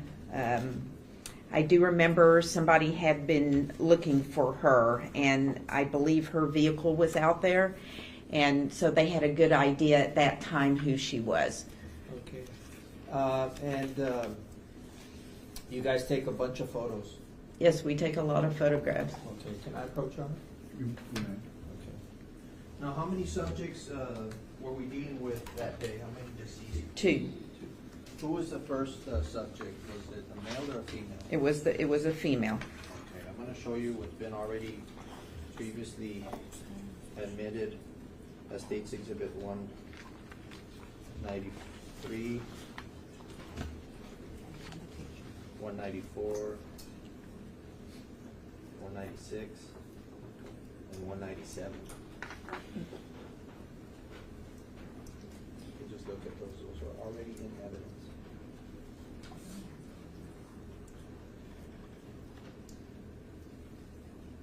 Okay. Do you remember those photos? I don't independently recollect the actual photographs, but yes, these were photographs that were taken there at the scene. Okay. And do you know who's handling the body here? That would be my investigator. Okay, and were you present during Yes, this time? absolutely. I probably took those photographs. So you're in charge of the scene? Yes, if I'm out there, I absolutely. Okay. Connor, this is 193, 194, 196, 197. These are graphic photos that I'll be putting up.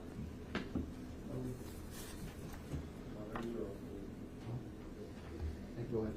Okay. For members of the family,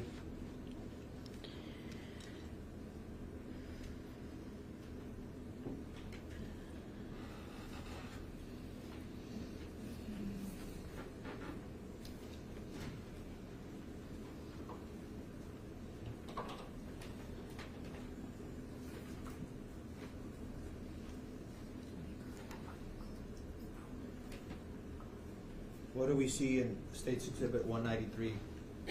This is Grizelda Hernandez. And my investigator has a hold of her hand, of one of her arms, I believe her right arm.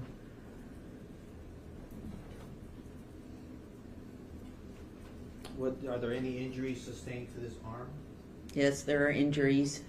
This dark area, you see, if you'll follow the blue gloved finger and go towards the right of the photograph, and you come to a dark crescent-shaped injury.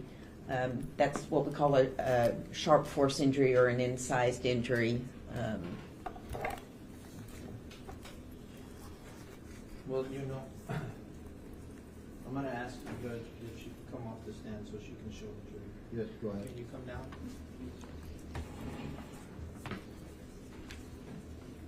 Picture, she's pointing towards the jury, the court reporter and the jury. Okay. So she can That would point be at very- it. very good. Okay, if you can just face the jury and make sure the court reporter can hear you. I'm going to give you this pen in order to describe the injuries that the jury can see on there. Oh, okay. Without writing on it, just... Right. Now I understand what you're asking. Okay, so I'm talking about this injury right here. Okay, so this is a sharp force injury. Just if you were just looking at the photograph without having seen the autopsy report, I can tell you it's a sharp force injury. So caused with something with some kind of sharp blade. It's not a tear. It's more like a cut, if you will, in layman's terms. The rest of this, you're seeing sand. This is sand and dirt from the ground that you're seeing here, and obviously blood that you're seeing in the other areas. What about here? Yes. So yes. Okay. So right here, again, you can see another dark, a little bit of a crescent-shaped area. The same thing. It's a cut, if you will. At this point, hard to describe it any further on this photograph. can't, looks like dried blood here. I can't tell from this photograph. I'm going to show you now 194. Okay, this is Grizelda's left hand. You're seeing a sharp force injury here, also at the base of the thumb here. And you're seeing just the edge of one right here.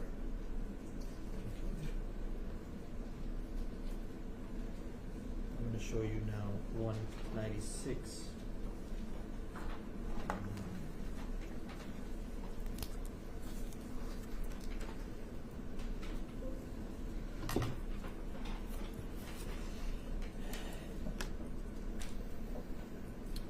So I believe in this photograph, this is a close-up, so it's a little harder to orient on this photograph. This is obviously her hair, so this is towards her head. This is towards her feet. This appears to be a shoulder area here. This is not the chest area. I'm trying to see which way she's turned.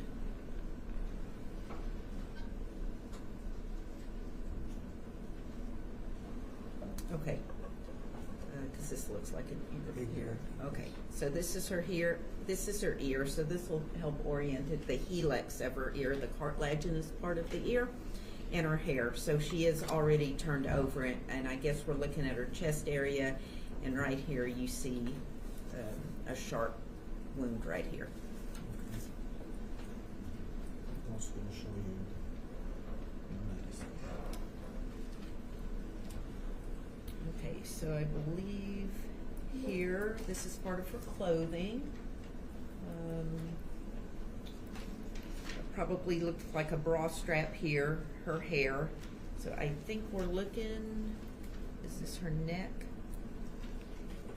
So this is her mouth, correct? Yes. Her nose. Yes, so we're looking at a jawline right here. In the neck area, and you're seeing a cluster of sharp force injuries. These are consistent in this photograph with stab wounds.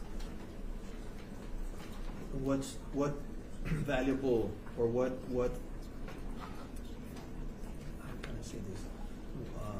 What vital structures So are under that neck right there? pretty much our lifeline, we have our carotid artery that runs in here. You also have smaller jugular vein, jugular artery, but the carotid artery is the one we are most concerned with when we have injuries to this part of the neck. And she's got one directly In the area, yes. of where the jugular vein is. The jugular and the carotid, if it's deep enough. The carotid sits much deeper, but is in that area. And I know it was out in the field. Were you able to get a guesstimate of how many stab wounds she had on her? She had multiple. Stab wounds. Because of the amount of blood, she did lose a lot of blood externally as opposed to internally. So it was very hard to tell out in the field. How much blood was there out on that dirt trail? A lot. She bled externally. Okay, you said there was also another deceased person at this scene, correct? Yes.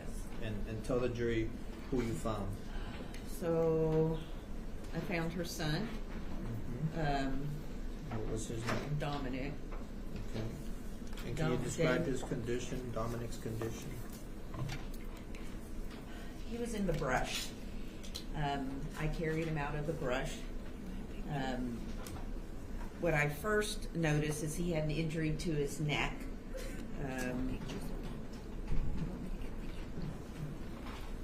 Okay. Again, appeared to be a sharp force type injury as opposed to a blunt force type injury. You're seeing it on the left side of his neck. Also in that area that we're very concerned with, where the carotid artery runs. This injury to Dominic, could that be a fatal injury? Yes.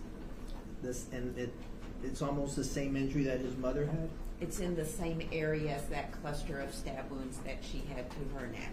So ultimately, that stab wound to her artery, her jugular vein, would have killed her also?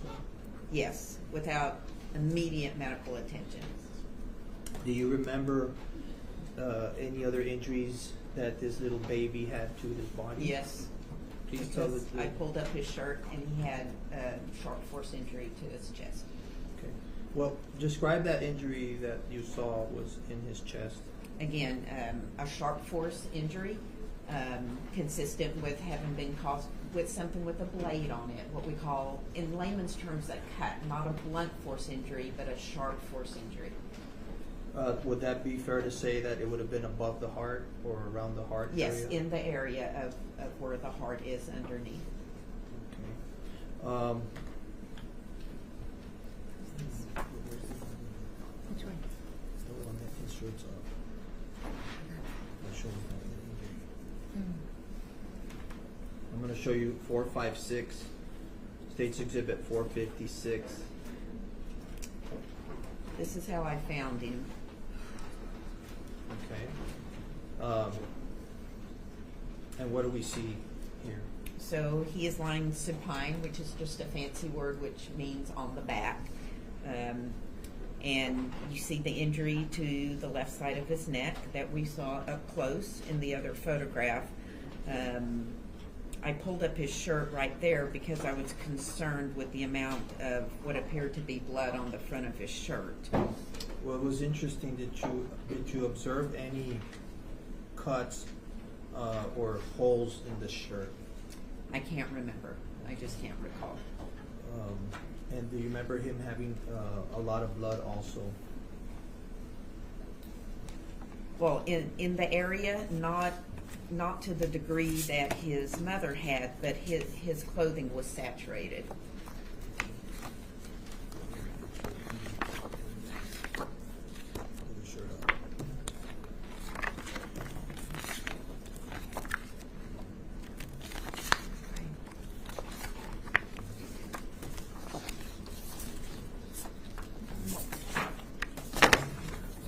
So he had 2 wounds.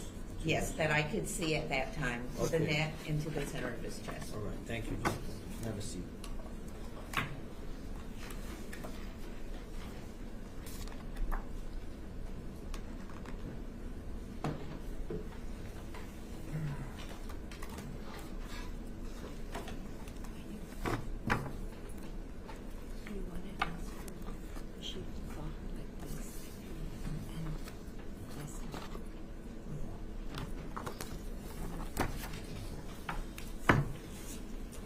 When you said you found her in a, is it a prone position, you said? Was that, Yes, and that means face down? yes. I'm going to show you what's been introduced already as 186. This is how this is how you found him? Yes. Now, are you familiar with the term lividity? Yes.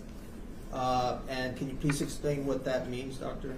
So lividity is the settling of blood after somebody dies, and so your blood will settle to the dependent portions. So somebody who dies on their back, the lividity, the discoloration will be on the back.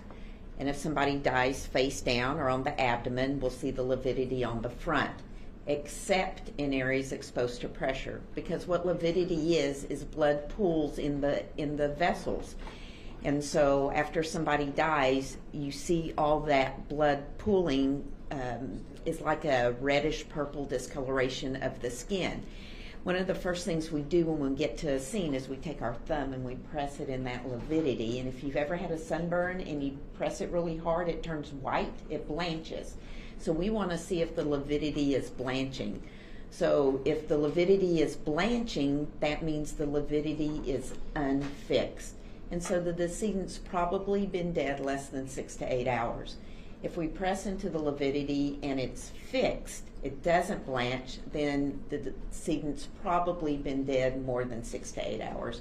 There are not a lot of things that affect lividity, so it's really the best tool we have at the time of the scene to put the time of death in a certain time frame. Let me ask you, I'm going to show you what State's Exhibit 413, based on your X-Men. This has already been admitted also. based on your expert opinion, can you tell us what this appears to be? Well, this photograph's kind of difficult because of the way the light. This was taken at the Nueces County Medical Examiner. Nope, it's Can you come? not your light. It is your light. It is the light. Yes. So there's a glare. Right at the autopsy. There's a glare, and that's why, Your Honor, if you can step down because it's distorted. But Okay. can you see?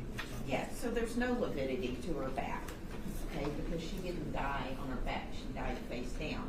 Now, if the lividity is not fixed and you turn the individual before it's fixed, it will shift, okay, and it did not shift. So the lividity was probably fixed at the time of that she was found. So what is this indicate? Would she have been on her back or on her side? Well, she could have been a little bit to her right side, and depending on how her skin folded, we can see some lividity there. That's not concerning. What's concerning is here, that she doesn't have lividity to her back. So she may have been on one Yeah, side. she may have been a little bit more to one side than the other. Okay, thank you.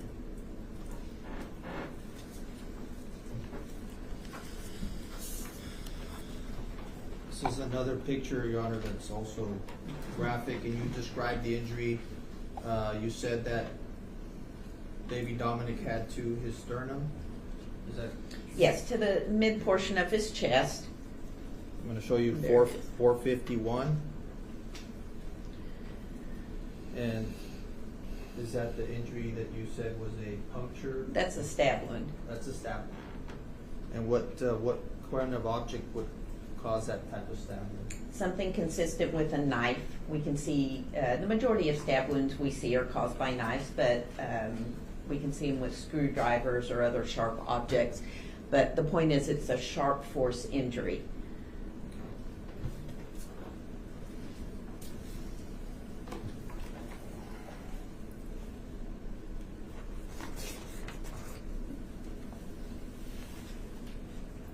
Now, the full autopsy, was it performed by you in this case? No, it was not. Okay, what if anything did you do with the bodies? So I had an obligation to speak at a Border Patrol conference that next day, and because of the severity of these deaths, we didn't want to postpone the autopsies, and so I have a colleague in Corpus Christi that will cover for me when I'm out. So we did transport the decedents to our office. They were put in cold refrigeration and then transported in the morning to the Nueces County Medical Examiner's office in Corpus Christi. And just for the record, you did pronounce Grizelda Hernandez dead, Yes, and you did pronounce Dominic Alexander Hernandez dead. yes. And based on your experience, what was the cause of the death? Multiple sharp force injuries or multiple stab wounds. Would this be fair to be described as a homicide? Oh, yes, sir.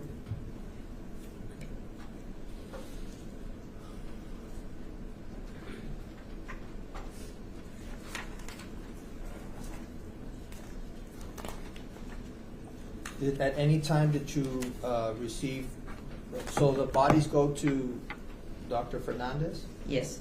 And what happens after he performs the autopsies? My investigators stay, an autopsy text from our office stayed with the decedents while they were there. When the autopsies were finished, they brought them back to my office. And then you prep the bodies once they're here or to be. Yes, they were prepped they were prepped, meaning we clean them and make sure they're ready to be released to the funeral home. So they were brought back to our office while we awaited for the family to make funeral arrangements. And that was going to be done in this case. Yes. Prior to doing that, do you ever remember coming into contact with an Angelica Hernandez? Yes. How did you come back into contact with her? Angelica is Dominic's aunt, and she showed up at my office. I I believe it was on the Friday morning after they had come back, and she had requested to speak to me, which I did, and she had some concerns about Dominic. Okay. Is that unusual? For something It's like not that? very common for that to happen. Okay. And what was her main concern? That a couple of weeks prior to this, that Dominic had sustained some type of injury, and she wanted to know if I could put a second set of eyes on him and look at it and give my opinion on it. Okay. And when you say second set of eyes, that's to give it another exam, another look at? Yes. And what specifically was she concerned with? So she had some photographs she had taken on her cell phone about an injury on one of Dominic's thighs, and that's what she was concerned with. It was what she described as a puncture type wound, and I agreed to pull him out and take a look at it. Okay, I'm going to show you what's already been introduced to State Exhibit 44. Is that consistent with what you're just describing? Yes. And 44.1? Yes. Okay. And she also had 463. Yes.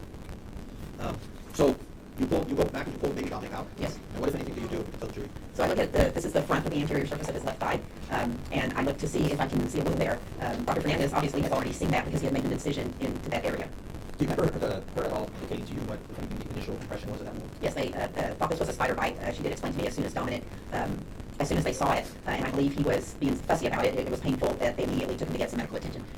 So she relates to you that 2 weeks earlier they experienced what they thought was a spider bite, but now that he's dead, she's concerned that it's not. That's correct. What, if anything, do you find regarding this concern? So when I look at the wound, it appears to be a puncture wound. My first impression, it looks like an injection site. That's just what it looks like something caused by the bore of a needle. I cut further into this wound, and the tissue down deep into the muscle was necrotic. That means it was dead. Okay, so you go into the thigh deep and make a cut? Yes. And you say, how do you know it's dead? Because I know what necrotic tissue looks like. How does it look? It's black. It's a deep purple black. It's dead tissue. I ended up blocking out the whole skin with the wound down deep into the muscle, and I kept the big incisional biopsy, put it in my negative 80-degree freezer where it still sits today. And based on your experience at this time, is it looking like a spider bite? No, it is not. You say that he has necrosis of subcutaneous tissue. Can you explain to the jury what that means? That just means the tissue underneath the skin. So right underneath the skin, when the initial incision was made by Dr. Hernandez, he saw hemorrhage, hematoma. It just means like a bruise underneath the skin. If you've ever had blood drawn before and then it gets cut in blue, something similar to that, but I went much deeper down into the tissue, and below that area, the muscle was necrotic. Did you see anything that would have resembled, and I'm going to show you what's been introduced already, was 497, anything that would have resembled spider bite infection on the surface? No, this isn't a spider bite. There is nothing on the skin surrounding this wound. All of the damage to the tissue is subcutaneous. If you have a spider bite from a brown recluse, you get a lot of necrotic skin. You actually see it on the skin, and it's called like a developing wound, if you will. It starts in the center and it just gradually goes out and gets bigger and bigger. There wasn't anything on the outside of his skin. When you think of black widow bite, the same thing. We're going to see something on the outside of the skin. Yeah, so it's just showing you black widow, brown recluse bites. By the way, he rarely died from these, but you can be very, very ill from them. But absolutely no indication that there was any kind of trauma to the outside of the skin. And sometimes, especially like in a black widow bite, you can see the two little fangs marks. And he definitely did not have that. 49.1 is consistent with what you just described more as a puncture, not a puncture. It's a puncture wound. Okay, so This is blown up, just so you realize you're looking at a very magnified photograph. Once you have this information and this opinion, what do you do? What action do you take, if any? So I asked her where she initially took Dominic and where his mom had taken Dominic, and what did they do? And initially she told me they did take him to the doctor's hospital and they did draw some blood. So I picked up the phone and called doctor's hospital to see if they still had his blood sample, and unfortunately they did not. Too much time had elapsed. So given the fact that the injury was 15 days prior, the blood that they had drawn from him was gone. That's correct. There was really nothing further that can be tested. Right? That's correct. Now, given your expertise in saying that this is a puncture wound, what would more than likely be the culprit or the cause? That he was injected with something. Do you ever remember talking to the detectives in this case and giving them instructions? I did, and I told them this looked to me to be consistent with a large bore needle, and did they find any evidence at the scene of any large bore needles? Okay. Did you come to find out that in his personal belongings they found needles? In his personal belongings. In the personal belongings of Ronald Anthony Burgos-Aviles? Yes, I was told later. Okay. Based on your recommendation, can you describe what this is? That's a syringe. Okay, so that's what we attach the needle to.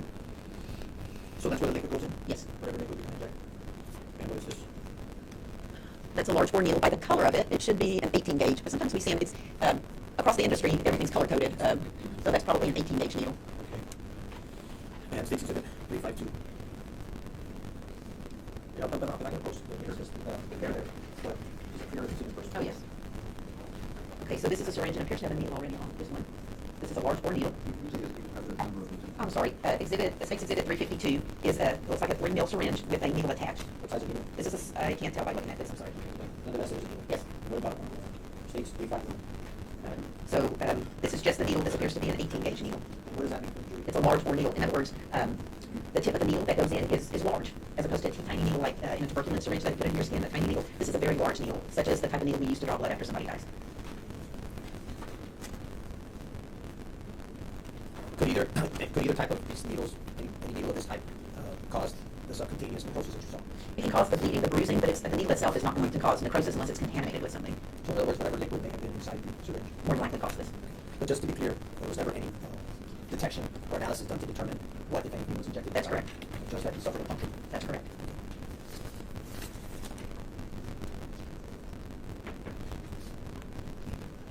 Now, I know you removed the portion of the square skin, right? Did you try to send it anywhere to get tested? Well, we have to know what to test it for. It is still sitting in the -80 degree freezer. There's thousands of things we could test for, and it's not feasible. We've consumed the whole specimen, so we needed something, some index of suspicion of some substance to be able to test it, and that was never found. So in other words, there was never a substance to be able to compare it to ask to look for. That's correct.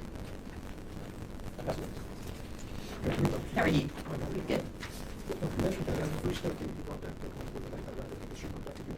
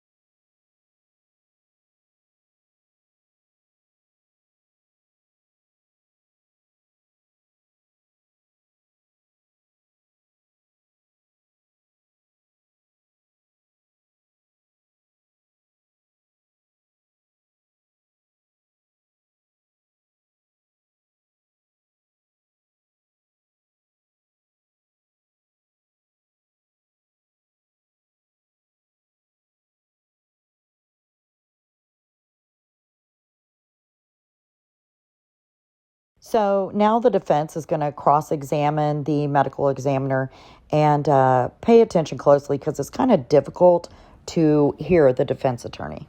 How are you? Good. Doctor, you mentioned that you first came into contact with Dominic Alexander because she contacted you. That's correct. Do you recall approximately what date that was?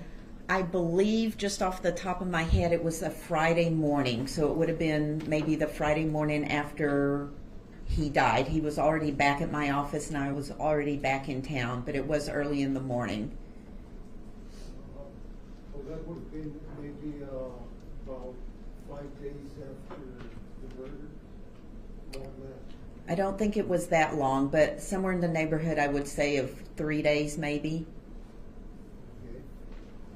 And prior to your examination of the wound on Dominic's leg, Dominic Hernandez told you that she thought that the wound was caused by an injection, correct? Yeah, she was concerned that he may have been injected in his thigh.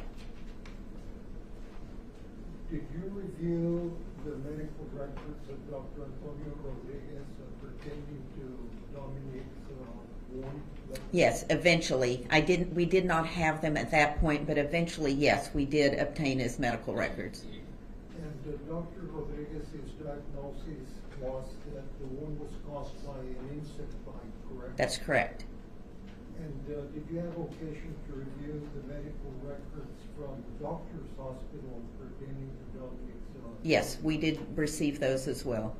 And the physicians at doctor's hospital also diagnosed the wound as an insect bite. That's correct.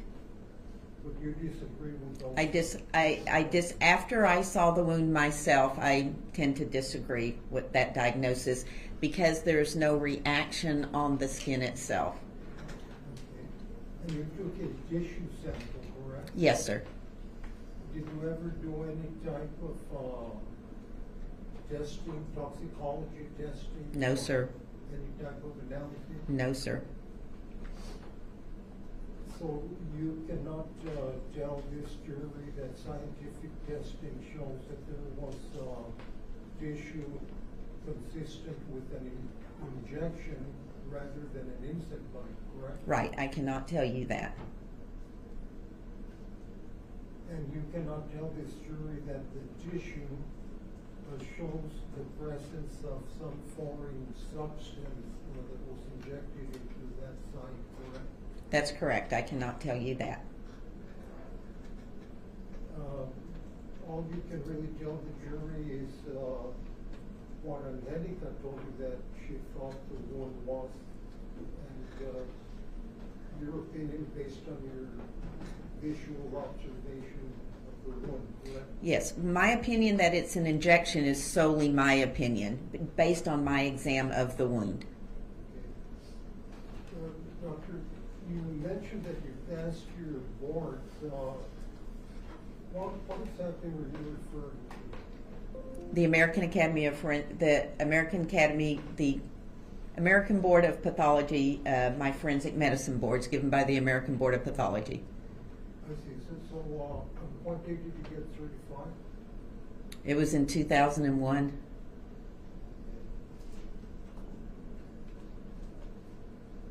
Now, I'd like to talk a little bit about your history. You've spent about the last 16 years as the medical examiner for Webb County, correct? That's correct. At one point, you worked as a medical examiner in Alabama? Yes. What years did that period of time cover?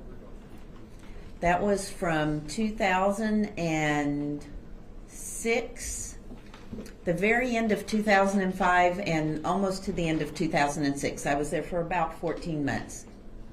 Can we approach Your Honor?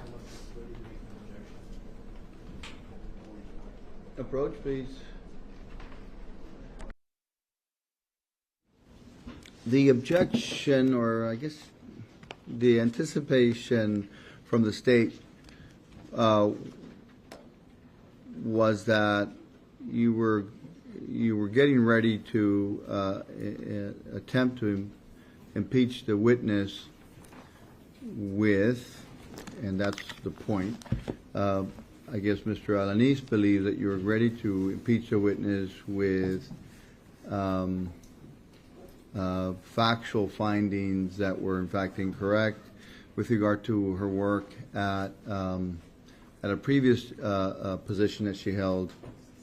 I think she just described it in Alabama, and that you wanted to get into that. And could you, I guess, I'm prefacing where we left off on the objection, so that you could in fact tell us where you intend to go. I wanted to have this conversation outside the presence of the jury, and then we'll take it from there. What do you want to be able to get into with regard to this witness? And on top of that, the witness is here, by the way, but I left her here just because there may be some testimony that we take from here so that I can make a decision, and then we'll take it from there. So if you want to preface your line of questioning, or perhaps you want to be able to get into it with her now before. Okay. And then we'll decide whether that line of questioning comes in or not. Let's go. And of course, now you can make your objections freely because the jury's not present. And so this would be the topic of conversation, or the impeachment portion of his cross-examination that he would like to get into, and the court will make a ruling on that, on the appropriateness of that or not. Go ahead. Dr. Stern, with all due respect to you, you worked on a case in Alabama relating to a woman named Bridget Lee, correct? I'm not sure. I know what case you're talking about, but I don't. That's so long ago, I don't remember her name. You don't remember the name? Yeah. But it was a case where a woman was charged with capital murder based on your opinion that she had strangled or suffocated the child, correct? It was a fetus. Well, an infant. It lived for, yeah. And that case was dismissed subsequently because 6 different medical examiners determined that the child was actually stillborn. Isn't that correct, Dr. Stern? Yeah, well, I wasn't privy to the defense, to the other reports of what they found. That was my last case that I performed before I left the Alabama Department of Forensic Sciences. And what was the reason for your leaving your job as a forensic medical examiner in Alabama? We were miserable there. My son and I were miserable in Alabama. Should never left the state of Texas. That was the only reason. Had nothing really to do with my job other than we wanted to come back home. Did you resign or were you terminated? Oh, no, I resigned. Okay. Now, these 6 forensic experts agreed that the child actually died of pneumonia rather than from being strangled. Isn't that correct? I believe that's the conclusion they came to, but the child would have had to live to develop pneumonia. So I haven't seen their reports or anything, but I have heard that they came up with a diagnosis of pneumonia. And those 6 medical examiners all agreed that what you thought were bruises were actually signs of decomposition of the body. I don't know. Again, I've never seen the reports, but I do know there was a disagreement as to why the fetus or the child died, the infant. The questioning will be along those lines, Your Honor, perhaps in a little bit more detail. So, Mr. Alanis, what part of that is not, you're saying is not supported by whatever transcript you have there? I think it's a mischaracterization of what took place in Alabama. I don't think it's relevant. Well, let's talk about specifically Mr. Peña's is stating that there was a case that was dismissed, and that largely was dismissed based on, I think he said 6 medical examiners. Was it really medical examiners or whatever? I don't know the difference, because sometimes when you're the official medical examiner, you have whole, sort of like a court reporter. Like when you're the official court reporter, you actually work for the court. When you're the official medical examiner of a county, you work for a particular county. Right, and Alabama is a coroner jurisdiction most of the state, As so opposed I'm to not medical. sure who's Okay. objecting to it. So in any event, there was a, and so as a result of that, so is there anything that was said in the questioning by Mr. Peña that in fact is contrary to what you believe the facts are? Yes, I believe the facts show that there was a hearing held at the 24th Judicial District on or about April the 9th of 2009 in the state of Alabama, where the district attorney in that case, Again, I'm asking whether there's anything contrary to what he said. yes, there is I think there's some distinctions on what he said. In essence, the case was dismissed. It was dismissed, and I guess I can clarify that it was dismissed arbitrarily by the district attorney, not by the court. And it was done on the district attorney's own motion after the defense had hired some medical examiners to tendered some medical autopsy opinions to the DA's office. Ultimately, the DA taking the side of the defense attorneys on that case, seeking some other, I guess, opinions at the same time, which Mr. Peña is right, it was a total of 6. She was never found or disciplined. It was, in essence, a difference of opinions. And at the end of the day, the district attorney in Alabama unilaterally and arbitrarily decided to dismiss the case on his own motion. I mean, if it's like Texas, the only way you can, I guess, dismiss a case is through There a was- DA's office motion. Yes, and it was done by the district attorney on his own, and I have a transcript of the hearing here, in which the district attorney justifies the reasons that why he dismissed the case, but Dr. Stern was never found to have committed anything wrong. She was never disciplined by any board. She was never found to have committed any malpractice, and in fact, at the end of the day, was cleared. So I think the thing here is that it's an attempt to mischaracterize and attack her unfairly attack Dr. Stern's credibility on a set of facts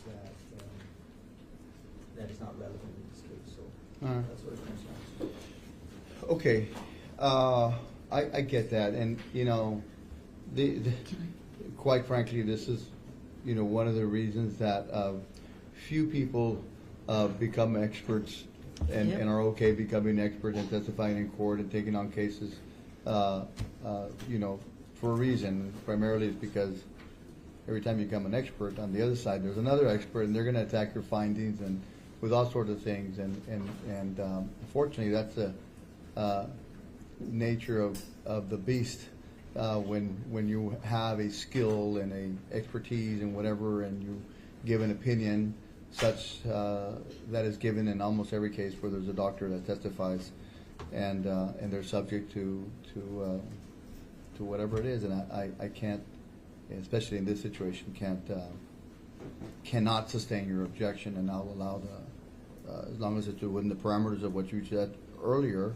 I think Dr. Stern, you know, testifies and, you know, explains exactly what it is that she had in her possession when she made her decisions, and what they may have had in their possession that in fact could change her opinion. So in fact it goes to the weight of it, as opposed to, and we'll let the jury decide whether or not the justification for, similarly to you know, Dr. I guess it was Rodriguez or Ramirez, what was it, came in today, he said I had a working diagnosis with regard to what this was. Here comes Dr. Stern and says, you know, it was something different because she had different information. In any event, very good. Let's proceed. Let's get the jury back in. I don't want to have to bring Dr. Stern tomorrow. I know she don't. That was how long she'd been in Alabama. Excuse me? That was about how long she'd been in Alabama. Okay. The last question was merely how long she had been in Alabama. I'm not sure you're talking about the one before that. I think it was just prefacing their previous questions. Thank you. Well, you stated that you don't recall the woman's name, Dr. Stern, but you do recall the case where a woman was charged with capital murder of her newborn child based on your diagnosis? That's correct, yes. Yeah. And then the case was subsequently dismissed because there were 6 different medical examiners that determined that the child was actually stillborn rather than strangled or suffocated, correct? Well, that's right. Again, I don't know if they were medical examiners or coroners, but yes, whoever reviewed it, yes. And are you aware that the district attorney who dismissed the case said that he would never have brought the case against her if he had been provided the correct facts from the beginning? I'm going to object before No. answers that question.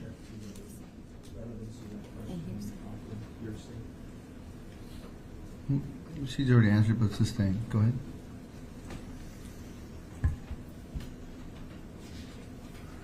Are you aware that the judge who dismissed the case said in 30 years of law practice he had never seen an expert make a mistake so bad? Mr. Approach, please.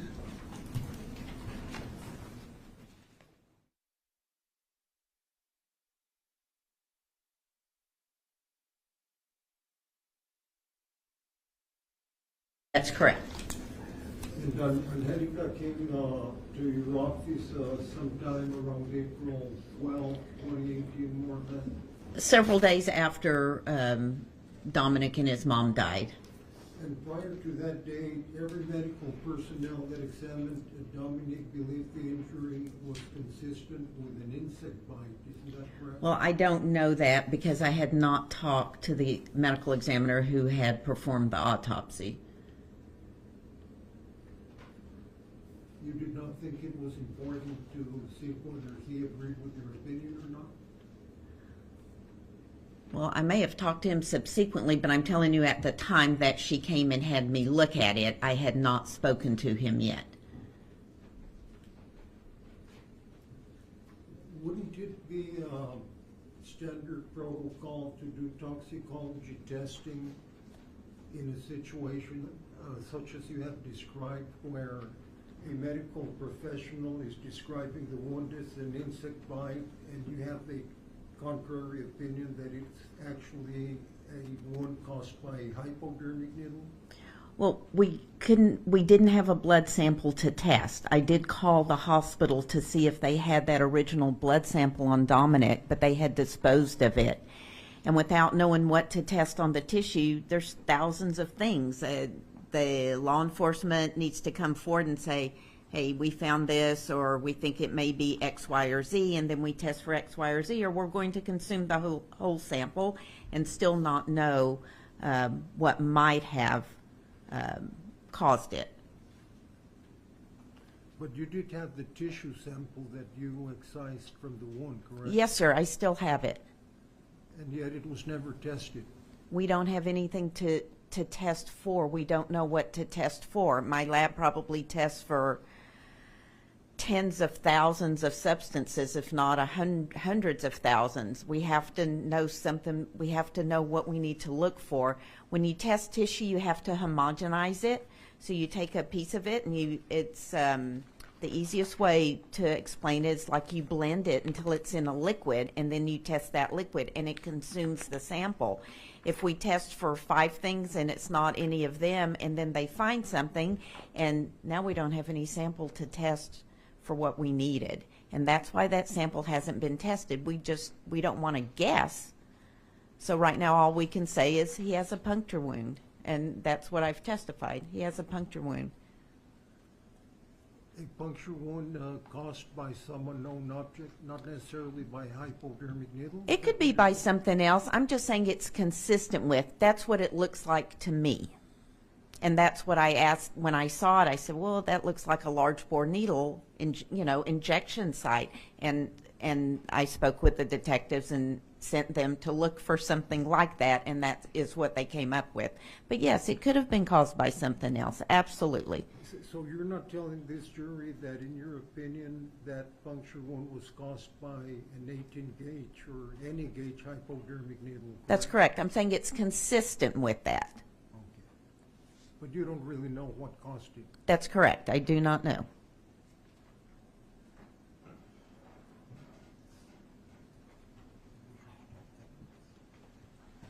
I'll pass the witness, Your Honor.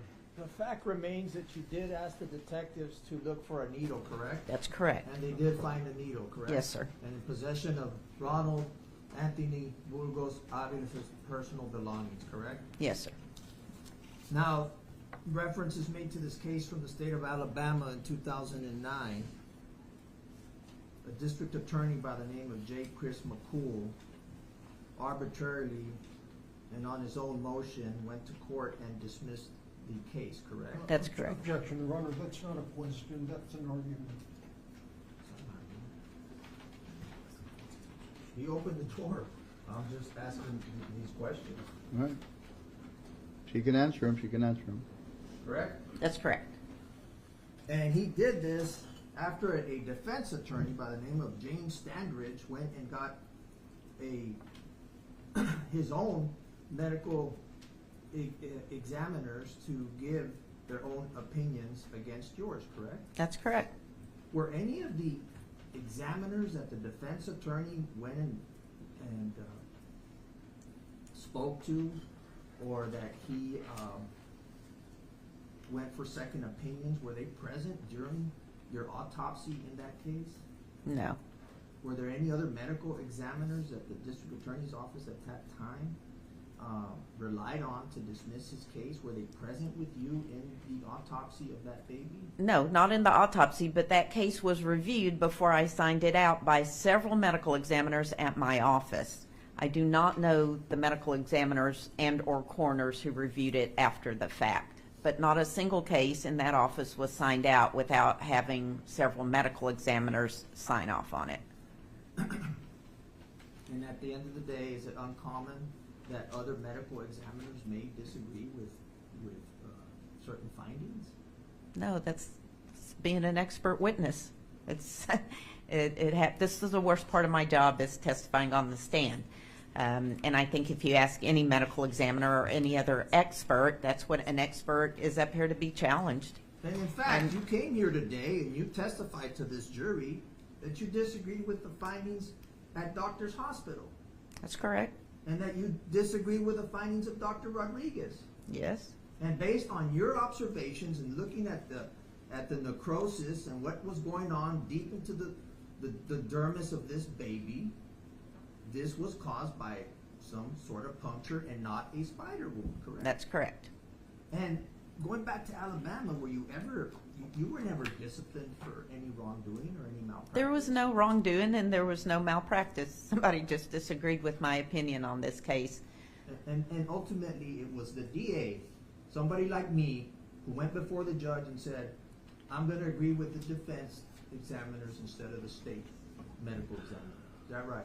Well, I don't know that he said that, but the case was dismissed. I was here. I wasn't there to defend myself, or to defend the case. But you still stand by your findings back then? 100%. Okay. I'm going to finish off with, you said you made a determination of finding of death in this case, correct? Yes. Okay. May I approach you?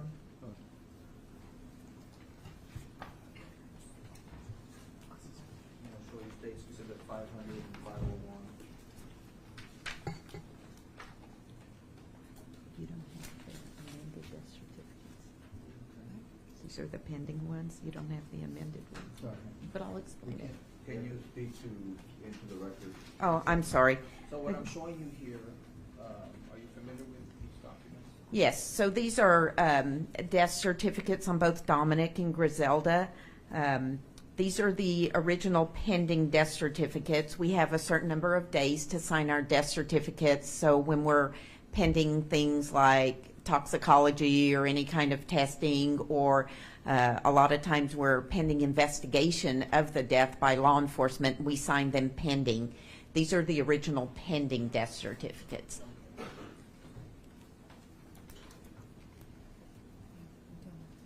In any event, you did declare them dead there at the scene, correct? Yes, they were pronounced dead at the scene, and then I later did sign their death certificates. Okay. That's correct. Thank you. No further questions. Anything else? Just one or two more questions, Ron. Dr. Stern, isn't it true that the Alabama Forensic Science Commission ruled in that case that we've been talking about, that the child was in fact stillborn and not suffocated or strangled? I don't know if they ruled it, but I do know that the whoever looked at that case on the defense side, their opinion was that the baby was stillborn, that it was a fetus. And the district attorney agreed, correct? Well, I don't know what he agreed with, but I do know he dismissed the case. Okay. No further questions, Ron. No further questions. Thank you, Doctor. Thank you, Judge. You may go about your business. I'm releasing Dr. Stern unless we want to keep her for some reason. No. All right, you are released, ma'am. You may go about your business. All right.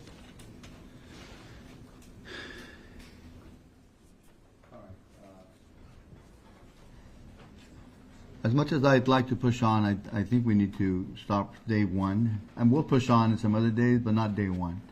I don't want to discourage you all from the rest of the trial. So please, as I dismiss you for the day, remember that the instructions that I've given you and that you have in your hands, and you can keep them to refresh your memory or go over them before you leave, either way. You will have exactly the same instruction for tomorrow morning: parking spots, the healthy tacos that you may have here in the morning, and the drinks that you have. Now, again, if you want to bring your own food, we have somewhere where you could, put it the refrigerator in and heat it up and things of that nature, for snacks or whatnot, and keep there. I know that some of you brought waters out. If you're the type of person that needs that, good. Except that, remember that we don't have breaks at all the time. We do have them occasionally, so we'll get to your breaks as possible, but please realize that we might not be able to get them at the snap of a finger. So, all right. Having said that, have a good evening, and we'll see you tomorrow morning. I'd like to be able to get started tomorrow morning before 9, so if we can get started by, I want to in 15-minute increments earlier, 8:45 tomorrow. So get here. If you get here 8:15, it'll be fine. You can get them to eat or whatever it is. But I'd like to be able to get started tomorrow 8:45. Thank you. And so with that is the day one of this capital murder charge. If you made it this long, you are definitely a true crime enthusiast. I truly appreciate you watching this video. Please give it a like. And if you're not already a subscriber, we would love to have you as a new subscriber to the channel. I'll see you all tomorrow. Have a great night.